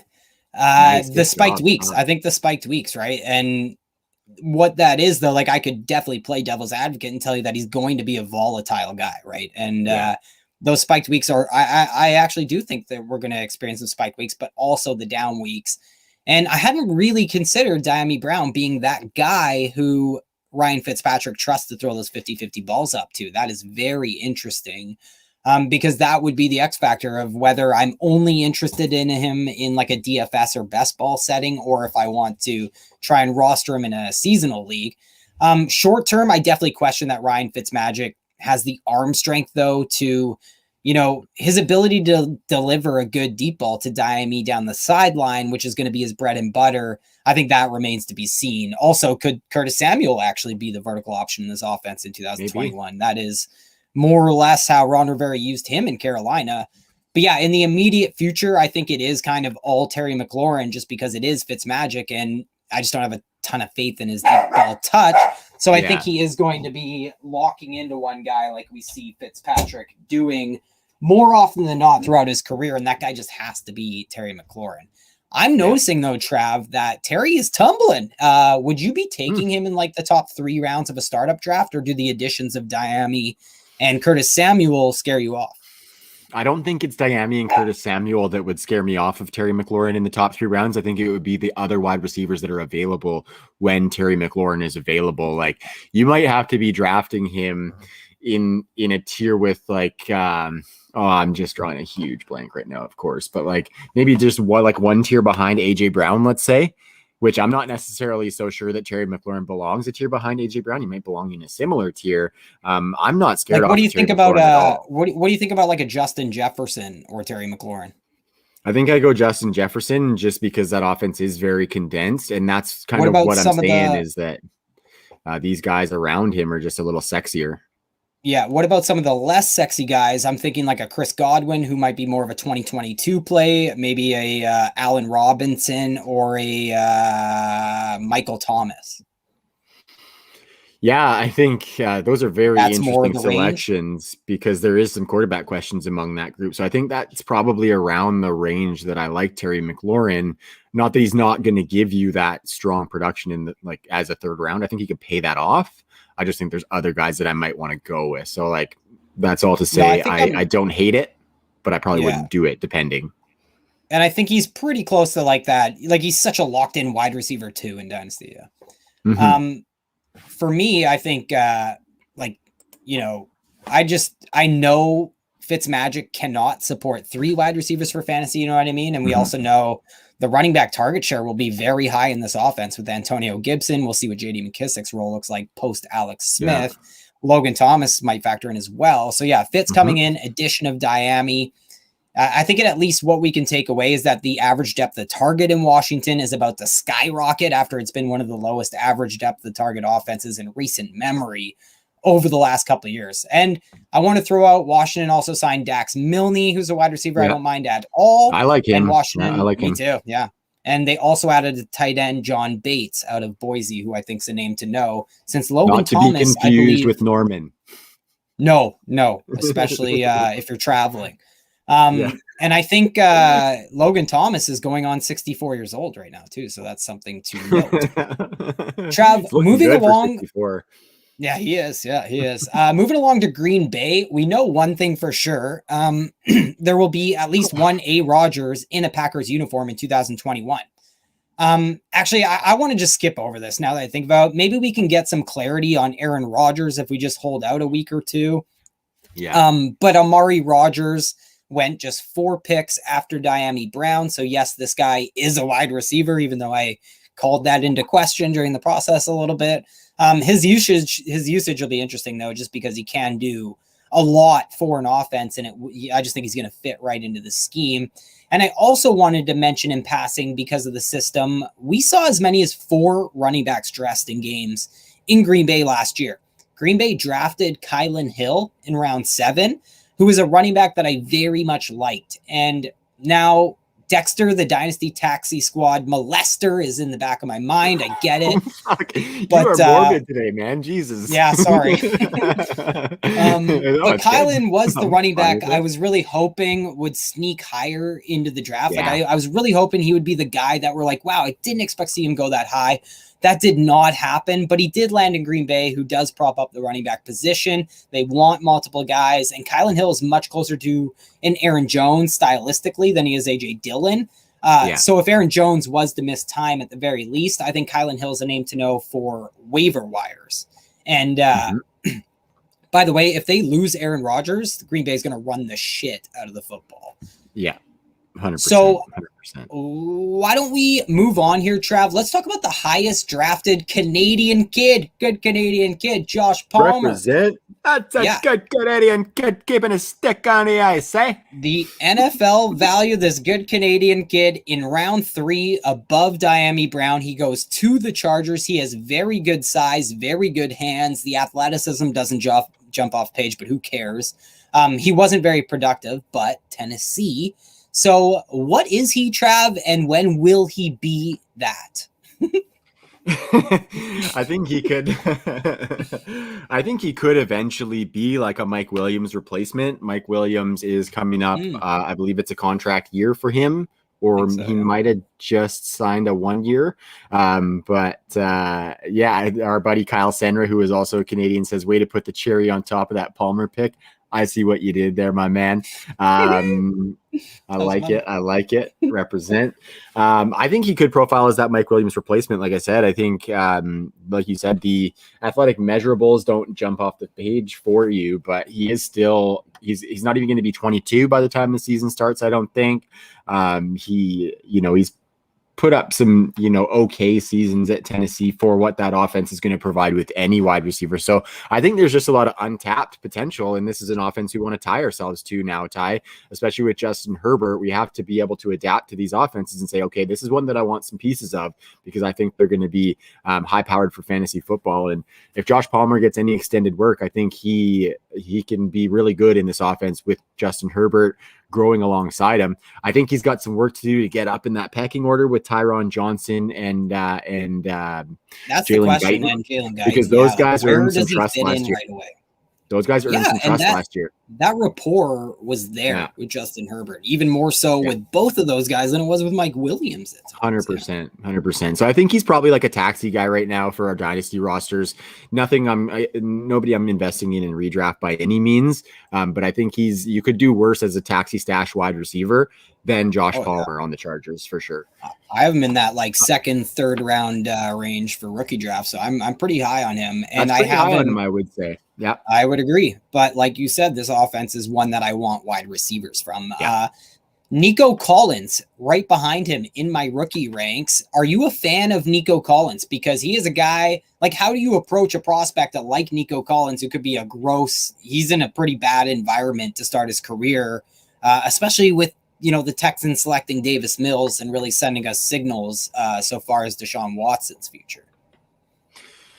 Yeah, dude, I think what could be in his favor in the short term is the fact that their defense is garbage and this organization is just garbage, right? And so if they're going to want to even try and come close to winning a game, if they don't have Deshaun Watson, they're going to have to throw the ball. Even though they have about 17 old running backs in the stable, I think, if you're down 21 points, you're not going to be running the ball. You know what I mean? I think you're going to have to throw it. And Nico Collins gives them that size that Brandon Cooks doesn't quite give them. Maybe not as fast, but I mean, he's not that. He's not 4.45 at the pro day. Behind, so like around a 4.5. And that's not bad for a 6'4", 215 wide receiver. So I think like 6, 7, 8 in the 3 cone. Yeah, and I think he could profile as that guy for this team because otherwise there's like Kiki Kuti. Isaiah Coulter's a big guy as well, but the jury is still way out on him. So I think Nico Collins could come in and do that. And you're seeing him go in like the back of second, early third rounds in rookie drafts. And I think that's pretty fair for the opportunity he presents, regardless of the quarterback. I think the upside is far greater if we had Deshaun Watson in there, if we knew that was going to happen, because we love Deshaun Watson in the deep ball. I can't imagine where he'd be going. Apparently too much with Deshaun Watson. So, well, I wonder where this guy would be going if Deshaun Watson, if everything was all cool. This guy would be a second round pick in rookie drafts, because easily one thing Nico Collins has using to his advantage to sell us fantasy gamers is the upside, right? Compared to, say, an Amon-Ra St. Brown, who more or less, what you might get from his ceiling. Nico Collins is somebody who definitely has that mystery box upside. And it's funny because in my dynasty startup rankings, a lot of these guys we're talking about, Nico Collins, even Dyami Brown and Josh Palmer, I have these guys ranked right alongside guys like Paris Campbell, Mecole Hardman. So, some upside guys. And it's funny because you see my rankings and it's like Amon-Ra St. Brown's kind of that name that just he sticks out like a sore thumb in that range. It's funny though, but I think Nico Collins would shoot up several rounds in a startup draft if we knew Deshaun Watson somehow was the starting quarterback for 2021.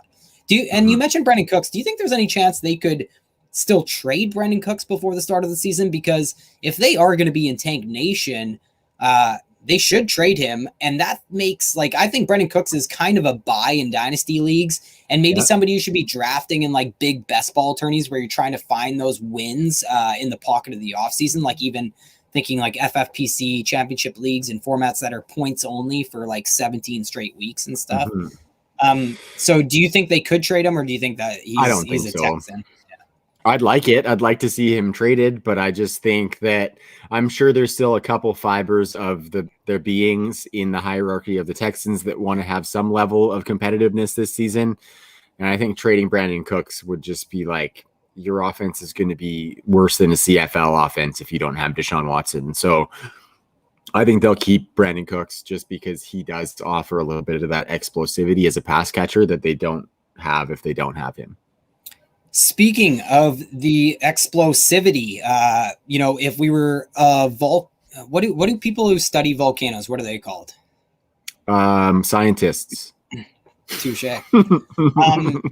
Well, they use something called the explosivity index to measure volcanoes, I believe. I could be mistaken there. I don't even know what these people who told me that are called. So long story short, Anthony Schwartz would score very high on that index, man. And there is also a million cent idea out there for somebody to use some sort of like explosivity index, but in a fantasy realm for these incoming players or something, even though we all hate athleticism and it gets overblown anyway, so nobody actually do that.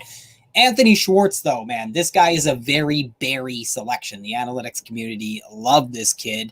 Probably a victim of no combine because he did run a 4.26 at his pro day. He is a smaller wide receiver, like a thinner dude, and didn't really impress in the jumps, like mediocre broad. He bombed the vertical at his pro day. So I do worry about Schwartz being a little too much straight line speed because he is certainly that.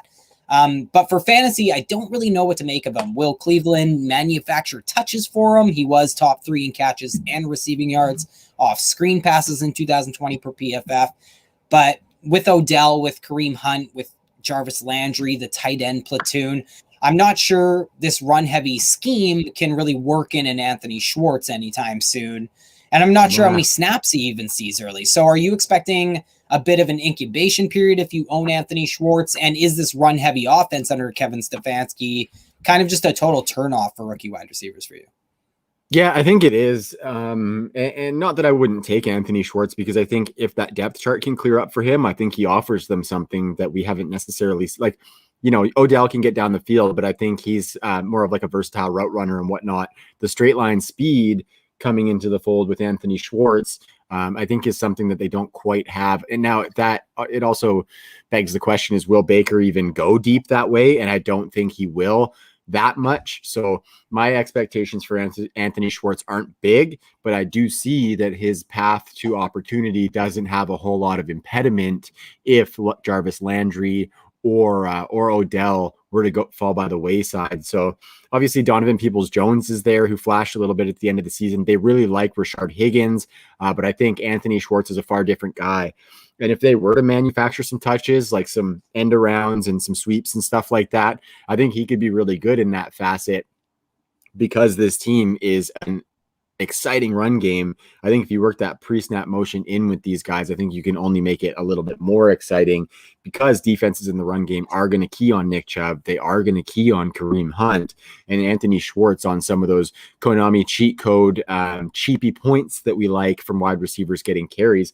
I think Anthony Schwartz could be a definite benefactor of that in the Browns offense. So I'm with Ty that they're going to have to squeeze him in to get him in. You know what I mean? And I don't think they're going to make an effort to do that. Even though he was a 3rd round pick, I don't think they're going to make a concerted effort to change the offense in order to do that for Anthony Schwartz. But I think he definitely could provide us some of those spike weeks. Ty's got a guest coming onto the show right now. I'd like to introduce friend of the show here. We got Jerry joining us, and that would be Ty's little pup. He's a super cute dog, and he's a good boy for sure. No, he's not. Well, I don't know. Whenever I pop by, he's a pretty good dog. So I've seen him be a good boy when I've been there, Ty. So maybe he just doesn't do it around company, just for his parents, much like little humans do. But yeah, I was just I just capped off Anthony Schwartz by saying that I agree with you that I think if they're going to squeeze him in, they're going to have to make a concerted effort to squeeze him in, and they're not going to change their offense to do so. So I think we can move on to the next guy, because I'm really intrigued about his opportunity. And I think he's the total opposite of Anthony Schwartz, where there is certainly a path to playing time right away for Dez Fitzpatrick, who landed with the Titans. After the Titans really neglected the wide receiver and tight end position in the early rounds, I think he deserved far more buzz pre-NFL draft than he garnered because of his prototypical size, the plus athleticism. I mean, he kind of profiles as your classic X wide receiver, so he comes in to replace Corey Davis in a sense, but he can also do more, Dez Fitzpatrick. So, where do you think he's a guy who could make some noise right away from this wide receiver class? Do you think he's a big riser here?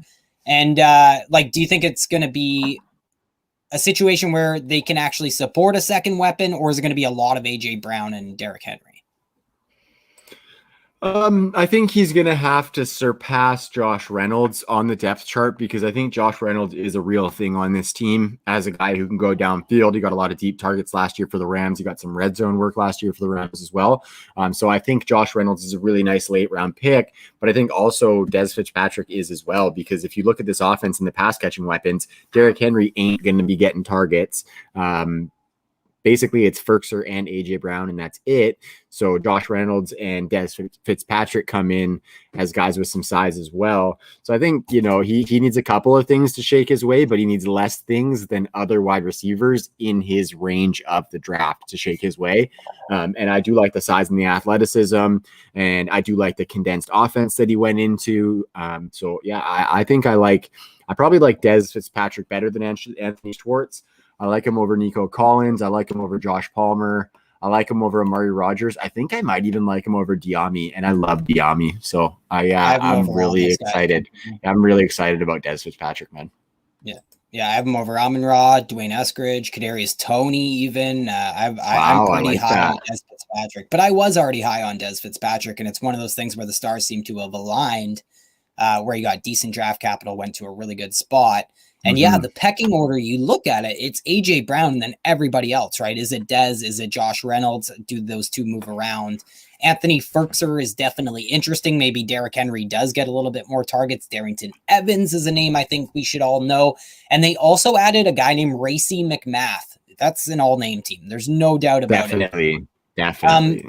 He is a wide receiver out of LSU that I know nothing about, but how could we, right? Like with Justin Jefferson, Jamar Chase, and Terrace Marshall there. Nice. It's pretty incredible that there was another wide receiver on that roster, apparently. So yeah. I'm just wondering about Anthony Firkser. I kind of just completely roller coastered with this guy. What do you think? Do you think he is a top 12 tight end going into the season for fantasy? Because he's really starting to creep into that. He's moved up several rounds post NFL draft. Yeah, I think he's definitely in that tier of guys that could easily put in a top 12 season, right? And I think it's more like an 8-12 finish as opposed to like a 4-8 finish for Firkser. But I do think he's an intriguing piece if you decide to punt that position. Why the hell not take a shot on Anthony Firkser? He's an athletic guy. He's going to be in line probably less than Jonnu Smith was last year. And Jonnu Smith got some red zone work as well. And I think maybe Anthony Firkser will get a little bit more air yards than Jonnu Smith, because Jonnu Smith was used like predominantly to be an after the catch weapon. And so I think Firkser can offer. Exactly. He's going to have some more built-in upside. So I really like it too. Like we said, the theme of this offense is like, there's targets up for grabs, guys. So let's find the guy who's going to get it, because that guy's going to pay off his ADP.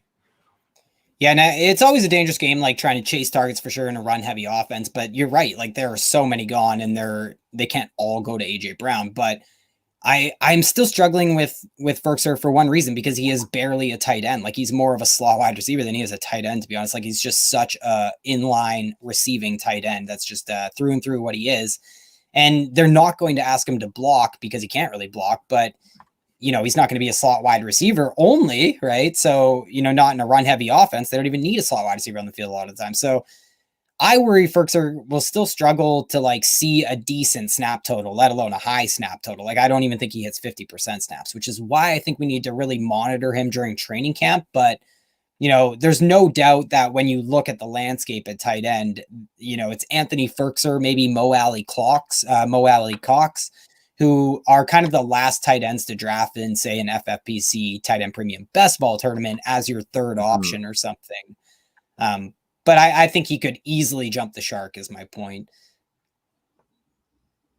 Totally, man. Yeah, I think it's going to be an interesting transition for this Titans offense, regardless, right? Just to see how they morph it, if they keep it the same.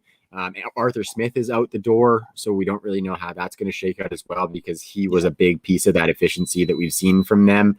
And that's why it's weird. They went just really quick. They went in-house hire for the offensive coordinator in Tennessee, which leads us to believe that they're going to maintain a lot of the same formation schemes and all that, which would lend to 2 tight ends being on the field all the time. But they let all their tight ends go. It wasn't just Jonnu. It was Miko Pruitt. And, they did bring back Jeff Swaim. So it's just, I'd almost be more confident in Firkser had they have added a tight end I know can block, is kind of my issue. Trav, why don't we move into a few of these last guys that we wanted to mention? Just, some names to know, I think. Jalen Darden is one who went to Tampa Bay. Tampa traded up in the 5th to acquire him. He was another, heartthrob of mine in the later rounds, just like Tyler Johnson last year to Tampa Bay. Rest in peace, Tyler Johnson. And beyond Tyler Johnson, the Bucs have Scotty Miller in that ancillary conversation, and all these guys are buried behind Mike Evans, Chris Godwin, and recently re-signed Antonio Brown. Tampa Bay also has a 3-headed monster at tight end with Gronk, OJR, and Great. Amazingly, though, Trav, Darden has the path to the field right away because he's going to be the return man in this offense. I would bet on that. And I said they traded up in the 5th to acquire Jalen Darden. Arians proceeded to comp him to a mix of his prior players, John Brown and Manny Sanders. So I was already in love with this little fucker, but and the Footwork King gave him the seal of approval when he was on our live stream during the draft. Yeah.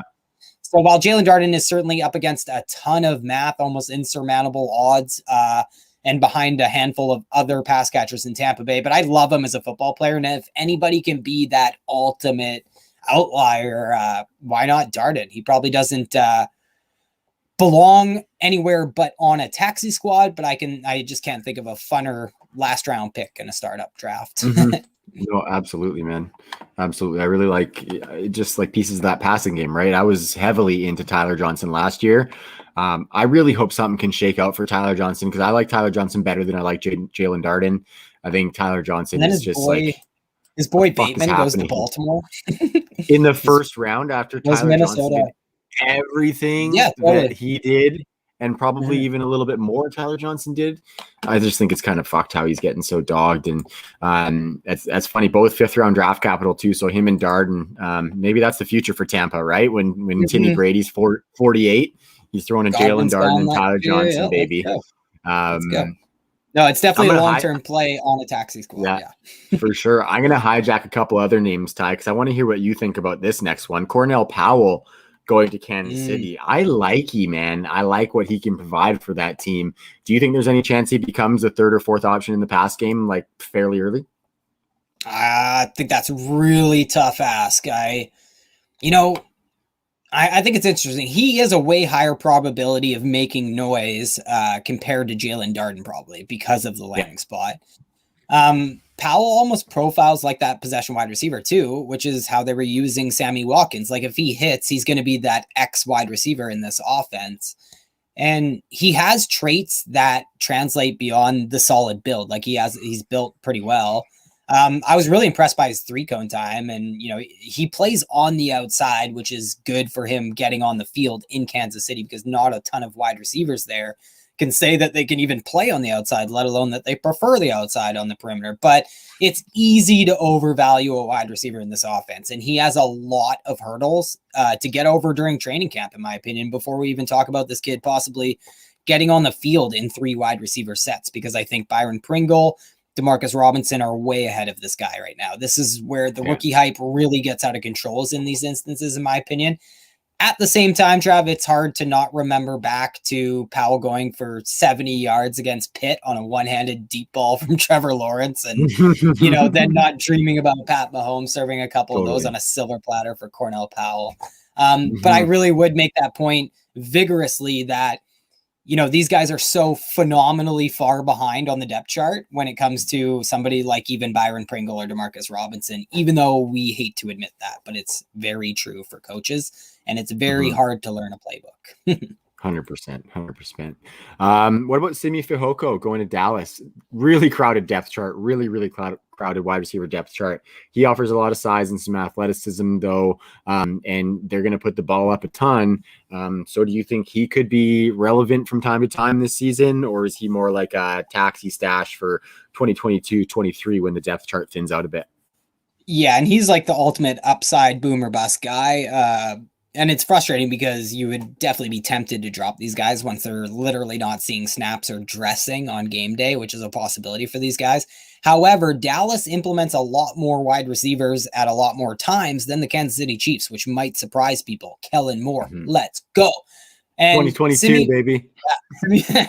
Simi Fehoko, like, this guy's a wild story too. I encourage everybody, Google Wes Huber's draft profile on this kid. He has former NFL cousins. Guy is a little bit of an older prospect, but it's because he was also a religious missionary. So it's just a funny story, but I don't have huge expectations here. I just think he's totally free. And this kid is built like a semi truck, if you will, 6'3", 222 pounds, 10 1/4 inch dick beaters too, Trav. Ooh, some big dick beaters, man. Shit. But this guy also has glaring drawbacks. Like, he has tiny arms. I want to see this guy right in front of my face in real life, because how do you have 10 1/4 inch hands and then he has tiny arms? It makes no sense. So his catch radius, his catch radius might not reflect his size, and he might be funny looking as well, of a funny looking guy. And he has bad hands. That's the most mystifying thing. He's like a hands catch, like, he's not a hands catcher. He's a body catcher, and he's a bad hands catcher. He's got some big cinder block dick beaters. They're made out of bricks. I don't know why I brought up his brick beaters. But why I bring him up at all is because Dallas is a vertical pass heavy offense. Sorry, Zeke. But they will run a majority of their plays with 3+ wide receivers on the field. And that makes this kid honestly just an injury away, in a sense, where he could get on the field. And I also think he can serve a role in this offense. I mean, you could even just send this kid on go routes off play action against a team's cornerback 3 or 4. And I like the pick for the Cowboys because he can also add on special teams right away. So I think he's just a guy that I'm identifying as somebody I don't think we should be surprised if he's making noise in a year or 2 or 3. For sure. So we went semi-long on Simi there. I want to cap this off, Ty, because we had a bunch of quarterbacks go in the second round and beyond. Super flex spin. We play a lot of super flex, man. So I think it's important to kind of touch on these guys. I don't want to spend too much time on them because, full disclosure, I got a couple things I got to do before the kids get home from school and daycare today. But Kyle Trask goes to Tampa Bay, Davis Mills to Houston, Kellen Mond to Minnesota, Ian Book to New Orleans, and a couple more that don't matter. But I think for those 4, Kyle Trask, Davis Mills, Kellen Mond, Ian Book, I'm just going to open the floor, Ty. Like, if you have to stash one of these guys on your taxi, who's it going to be? And then, who do you like, who you don't like? Let me know what you think about these guys. Yeah, I think none of them are guys that I'm in love with. Kyle Trask is probably the safest option, I would say. Davis Mills comes with the most upside. We know Davis Mills is like the most interesting. It's just such a small sample size. If the guy just went back to school and had a good season in 2021, it's possible this guy is a Philadelphia Eagles draft pick in the top 10 next year. But sorry, I couldn't help myself. But I hate you. Davis Mills was the number 1 quarterback recruited out of high school in his class, ahead of, I think, Tua Tagovailoa was in that high school class. So, and he got higher draft capital than I expected, lower than some, I guess, but he capped off the groovy quarterback run there in the 60s. So Davis Mills, I think, gives you the most upside from this group. Kyle Trask, probably the safest, but you might have to wait a couple years, right? And yeah, Arians spoke so highly of him, but we know Arians is also the king of coach speak. So Kellen Mond, I like him just because he has zero pressure to start early, right? He can learn behind Kirk Cousins. I think maybe the note there would be, could we anticipate any Taysom Hill like tomfoolery in Minnesota using Kellen Mond on the goal line? That would be something to maybe monitor in training camps from the beat reporters. And Ian Book, attached to Sean Payton, so I think that's why he has interest, but I have no interest in Ian Book. No, me neither. And I definitely get what you're saying about Davis Mills having the highest upside, and I think that's highest early upside. I personally think that Kellen Mond has the best long-term upside. Yeah, I mean, Just I in agree the actually event, too. and I knew you would agree with that one when I laid it out that way for sure. And I think it's because he's super athletic, right? He can run the ball, and I think another piece to that is that if he is thrust into the starting role, I think this offense is going to be a little bit easier for him to learn than say Kyle Trask, because Kellen Mond only has to worry about Justin Jefferson, Adam Thielen, and a little bit of Irv Smith, and then be able to turn around and hand the ball off to Dalvin Cook. If you can hand the ball off and you can find one of two reads, I think you're going to be okay, as well as adding a little bit of that rushing stuff. So I do like Kellen Mond. I think Kyle Trask is intriguing just because of the Arians offense that he comes into as a potential successor. And that's what I wonder, Trav. Like maybe just really quick, I'm kind of totally changing my take on the fly here. Like I think I would actually rank it like Kellen Mond, Davis Mills, Kyle Trask, because it goes back to what I was talking about with Marshall in Carolina, right? Like there's a chance that Bruce Arians retires again before we see Kyle Trask hit the field, right? And he's no longer with the GM who drafted him, nor is he with the coach whose scheme we covet. Because other than that, I had very little interest in Kyle Trask entering this process. And you're totally right about Kellen Mond, is he has that skill set that we should chase. I think the answer actually to the question might be take whoever's the cheapest of those three. For sure. And I think I would actually have Davis Mills last because I do kind of like I do. Kyle, you are dropping bangers in the fucking chat right now. Well, Trav, we got Ty over the Mond. That's good. That's good. Very nice. Just because I do like Trask in that offense, and I think Davis Mills probably has the quickest path to starting with the potential for Deshaun Watson being out, but I don't think Davis Mills is going to be the starter right away. I think Tyrod Taylor would be that guy, I just don't like the direction of the Texans for the future for Davis Mills versus the Vikings as well as the Tampa Bay Buccaneers. So I think that's pretty well put on those quarterbacks, Ty. Actually, one other thing too, I looked it up for some quarterbacks that were drafted outside of the first round. And I know you probably would be able to way more eloquently lay out some of your hit rates for that stuff and whatnot. But basically in the last 20 years, the only quarterbacks drafted outside of the first round that have really been relevant are guys like Dak Prescott, Derek Carr, Jimmy Garoppolo, Russell Wilson, Nick Foles, Kirk Cousins, Andy Dalton, Colin Kaepernick, Tyrod Taylor. So I think the theme there is that they have very limited upside, or Russell Wilson and Dak Prescott are extreme outliers. So it's really hard for you to be able to bank on those guys. And those two did it right away too. That's the other thing that's really interesting about their career arcs is that they came in and did it as late round picks immediately. It's crazy. Yeah. So it's really hard to invest in these guys with a lot of faith, you know? No, I totally agree. And we know even once you get past the top 10 quarterbacks, that's what sucks about Fields going just 11 is he doesn't fall into some of the math that we love. And it's amazing how ugly it gets as soon as you're at pick 11. It's just like pick 11 on, your quarterback picks are terrible. The hit rates are awful. Justin Fields is set up to be an outlier, brother. Speaking of awful hit rates, I have a list here, Trav, of guys that we could get into the universe. I could probably keep us under 2 hours and do it. What do you think? Yeah, you can rattle them off. I don't know if I'm going to add a ton just to let you kind of get these names out. I do think it's important for our dynasty teams. So fire away, brother. So just Khalil Herbert going to Chicago in the 7th round. Not really a complimentary running back to the pieces that are in that room. The Virginia Tech back probably, could handle a workload though. So I think he's like a waiver wire guy to definitely know if injuries come up. Larry Roundtree is a banger running back who his name says it all. He can easily beat out James Kelly for that goal line role in this offense. And, the Los Angeles Chargers, we could see a better back than James Kelly at the goal line. I just want to know who that guy's going to be. And it could be Larry Roundtree. Daz Newsome, wide receiver, goes to Chicago in round 7. I kind of like him. I think he's probably Anthony Miller's replacement out of Northwestern. Mega slot guy. And Brevin Jordan was somebody that we almost forgot to bring up, but yeah, he really fell in the NFL draft. He went behind guys like Trey McKitty, who was apparently a real player who played at Georgia. He also went in the 3rd round to the Chargers. He's a tight end that I know absolutely nothing about. I will have to get back to people on that one. Brevin Jordan went behind Kylan Granson, SMU tight end added by the Colts, who did not address their pass catching weaponry very much. They took Kyler Granson with Brevin Jordan on the board too, who I thought Brevin Jordan could have gone there and actually like done a slot role or something in the near future. Really nice. Yeah. But yeah, I think just to get it out there that Michael Pittman probably is a big winner for the Colts after the NFL draft. They pretty much just did, the UDFA they added, I think he's out of Charleston or something. Mike Strachan, though, I like him too. He's a name to know. Luke Farrell was another lesser known tight end drafted by an AFC South team, taken ahead of Brevin Jordan. He's out of Ohio State. He goes to Jacksonville. Emir Smith Marset from Iowa, very unique wide receiver in terms of body makeup. I think he went to Minnesota. I didn't put the teams down here like an idiot. It is Minnesota for Emir, yeah.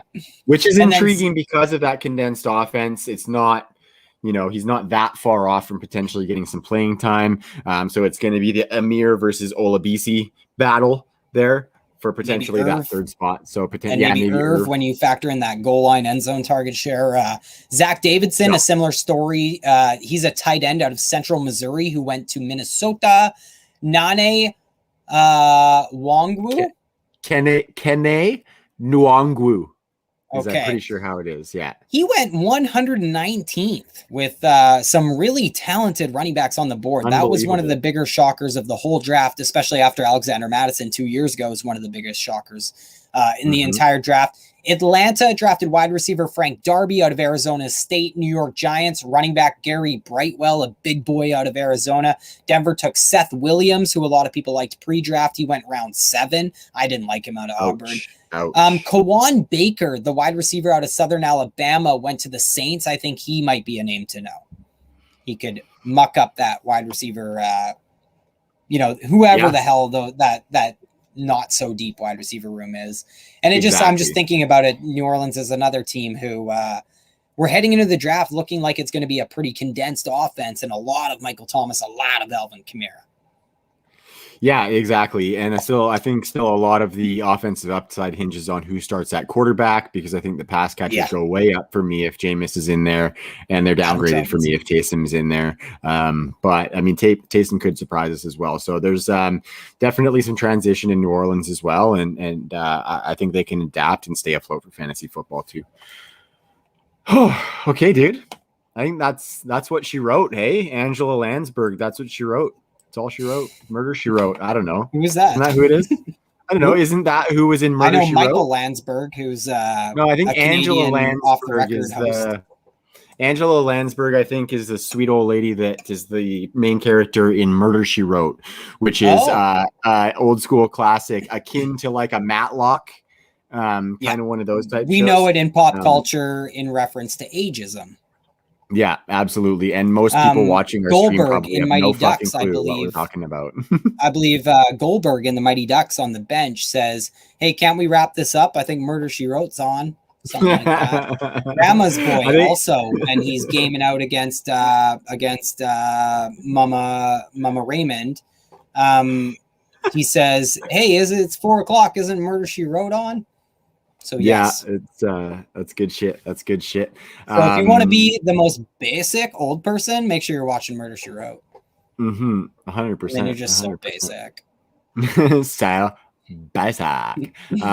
So anyway, Ty, that wraps it up for the West Coast Matinee. We did. I think we ran through a shitload of stuff, buddy. In the last 24 hours, we got 4 hours worth of podcasting out, and we probably ran through like 100 prospects. I don't even know what the number is, but we ran through a lot and we covered a lot, not just the prospects too. I think we really encompassed the team situation, who was affected most, what the new opportunity looks like, and what we can expect early from these running backs. So I had a blast doing it, man. I'm glad we could line up this matinee session. Just another shout out to the Fantasy Points Media Group. Our promo code is 21 True North 10, all capitals, for 10% off at Fantasy Points. Monkey Knife Fight, that promo is TNFF, and you get a $50 instant match on your first deposit for signing up. Incredible player prop games. Trophy Smack is TNFF as well. for a discount on, or for a free ring with the purchase of a trophy or a belt. So that's a pretty smoking deal as well if you want some hardware for your fantasy championships. But yeah, Ty, any parting shots for the listeners here before we write us out? No, I got none. I wouldn't mind actually just thanking all the crew and just all the guests we had on, from Wes Huber, Scott, Graham, all these guys, and the people who came on the live stream, like the Footwork King and Ben. And we had so many guys who really made this such an easy process going through the draft, which is always just kind of a clusterfuck, but it is really just the most wonderful time of the year. So I really have a blast doing all this. And I just can't thank everyone enough for listening, for downloading, for subscribing, and all the people who are making it possible by coming on and being great guests and everything. Totally, man. Totally. And like I said last night, a big thanks to you, importantly, for that as well. And not only for the draft stream, buddy. I know like you hate when I start tooting your horn on the live stream, but I think you do a really fucking good job at keeping the content train rolling for our pod as well as for the team. I know all the team would say that you are a great person to bounce things off of when you're looking for ideas in the chat. So I appreciate that you provide that for all of us. And for anybody that doesn't know, Ty designs all of our show sheets for the True North Fantasy Pod.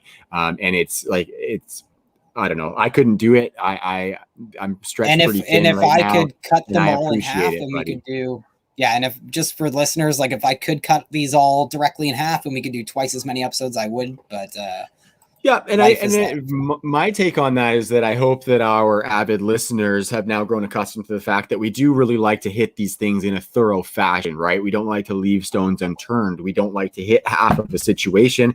And that's just the analyst that we are and the podcast that we are. So we have been continuously working to try and chop our episodes down a little bit. But, I think it's hard to find that happy medium between the content that we want to put out for people and that length that we're trying to obtain. So, no, I really appreciate all the work you're doing on the show, buddy, because it keeps me very in line and very head down in the direction that we want to go for the show. So enough of that sappy shit. Hope you have a good weekend, everybody. Roll into your weekend right. I will post this episode probably in the next couple hours. Like I said, I got a couple of things to do here this afternoon out on the West Coast, but keep an eye out for that audio because I will tweet it out. Make sure you go follow at TNFF Pod on Twitter. I'm really trying to get the follow count on that account up because that is specific to this podcast and our content with the Fantasy Points Media Group. So until next week, we're coming back.